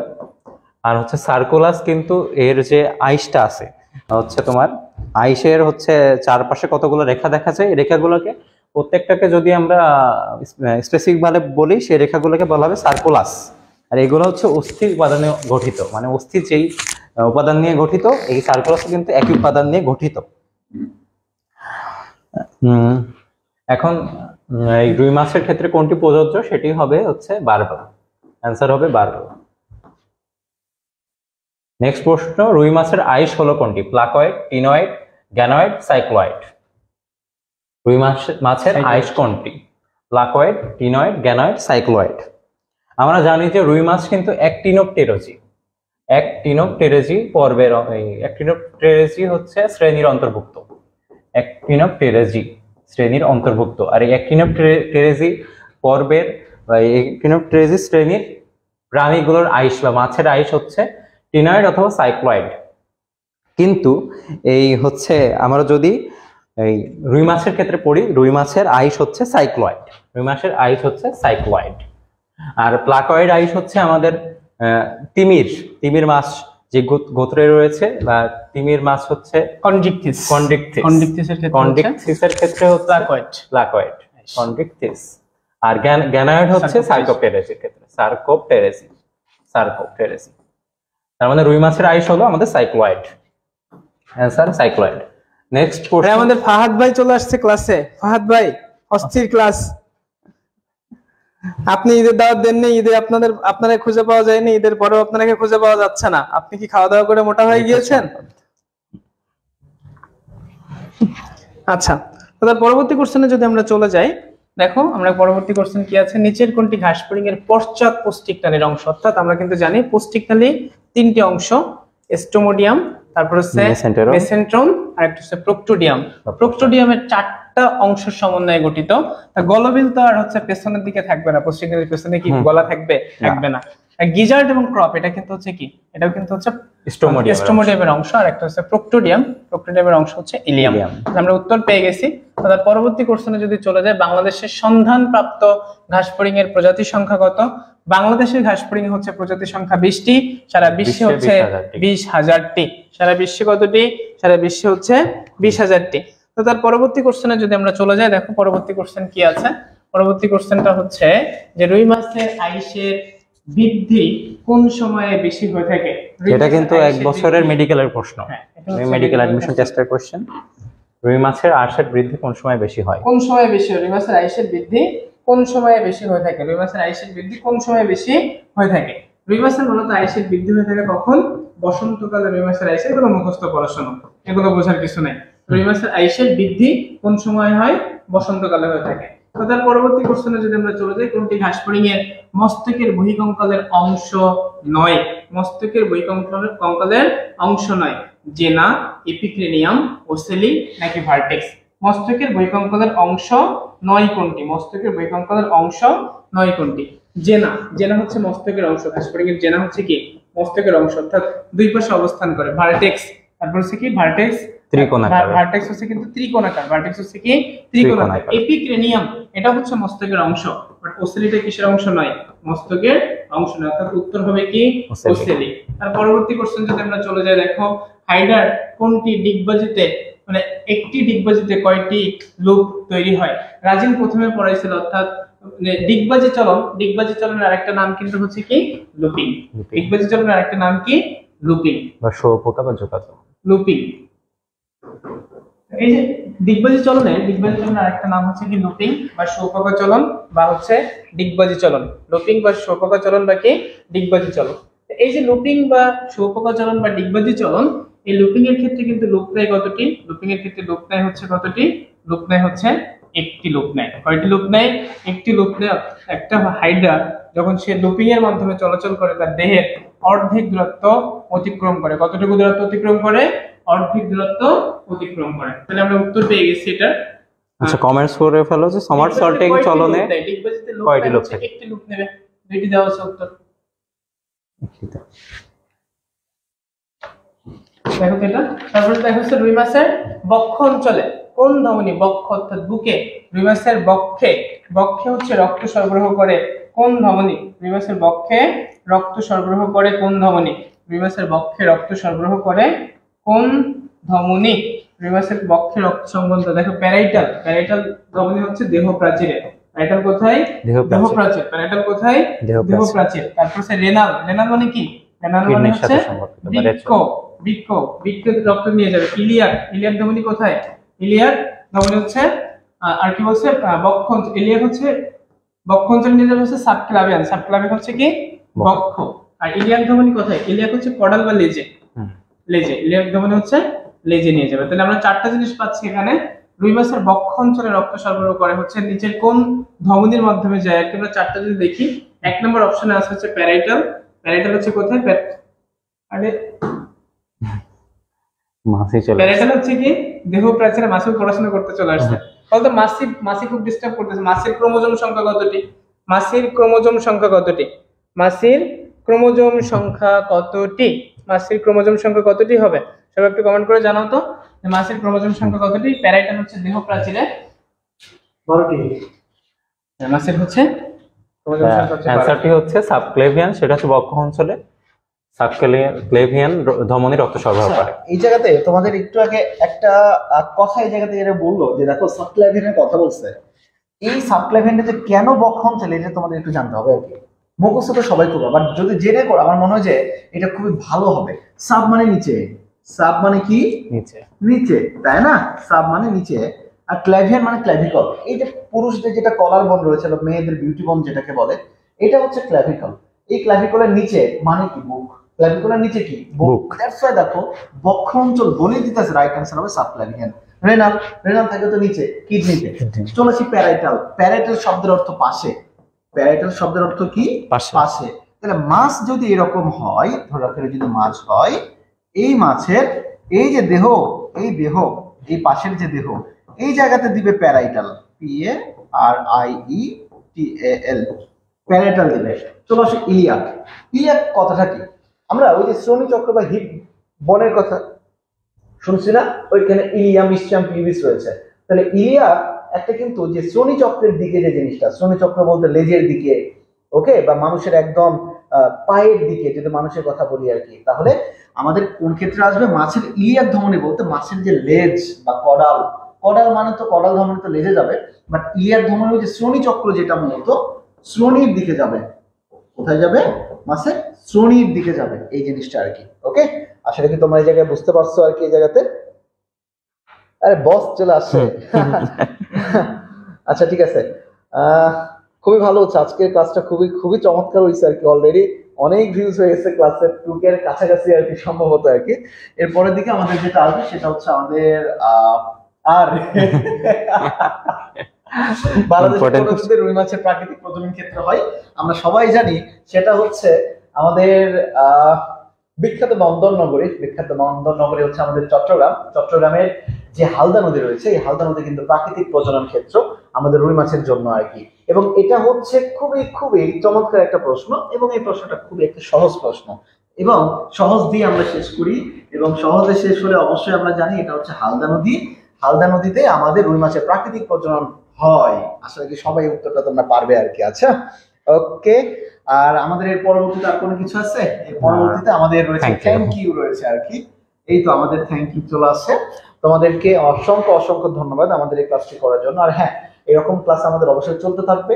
কষ্ট লাগা একটাই যে আমরা যেভাবে পরিশ্রম করে যাচ্ছি, আমার মনে হয় যে আমরা যশোর থেকে ক্লাস নিচ্ছি বলে রেসপন্স কম হচ্ছে, এটাই হয়তো বা, বাট আজকে যদি আমরা ঢাকা থেকে ক্লাস নিতাম বা আমরা আরো অন্য কোনো জায়গা থেকে ক্লাস নিতাম, হয়তো আর অনেক বেশি হতো। কারণ যশোরের এই দিকের স্টুডেন্টসরা হয়তো বা অনলাইনে এখন পর্যন্ত ততটা খুব বেশি অভ্যস্ত হয়ে ওঠে নাই, হয়তো বা হবে। আর এতটুকুই আমরা চাই সামনের দিকে আরো অনেক অনেক ভালো কিছু সার্ভিস দিতে। আগামী দিনও ক্লাস কিন্তু আছে একটা, আগামী দিনও ঠিক রাত 8টায় তোমাদের সাথে আবারও কোনো একটা গুরুত্বপূর্ণ অধ্যয়নে দেখা হবে। আসলে আজকের অধ্যায়টি থেকে তোমরা অনেক অনেক কিছু উপকৃত হয়েছ। রাজিন কিছু বলো। আচ্ছা, আজকের ক্লাসটা কেমন লাগছে বা এই বিষয় নিয়ে রিভিউ যদি দিতে পারো তাহলে আপনি কমেন্ট সেকশনে জানিয়ে দাও, বা কোন কোন ক্ষেত্রে আমরা পরিবর্তন আনতে পারি।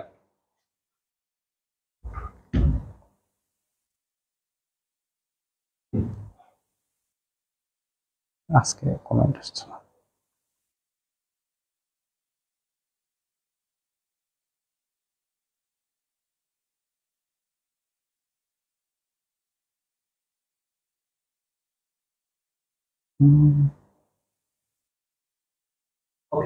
আচ্ছা, আজকে এই পর্যন্তই। আবার দেখা হবে আগামীকাল ঠিক রাত 8টায়। দেখা হবে বিজয়ে।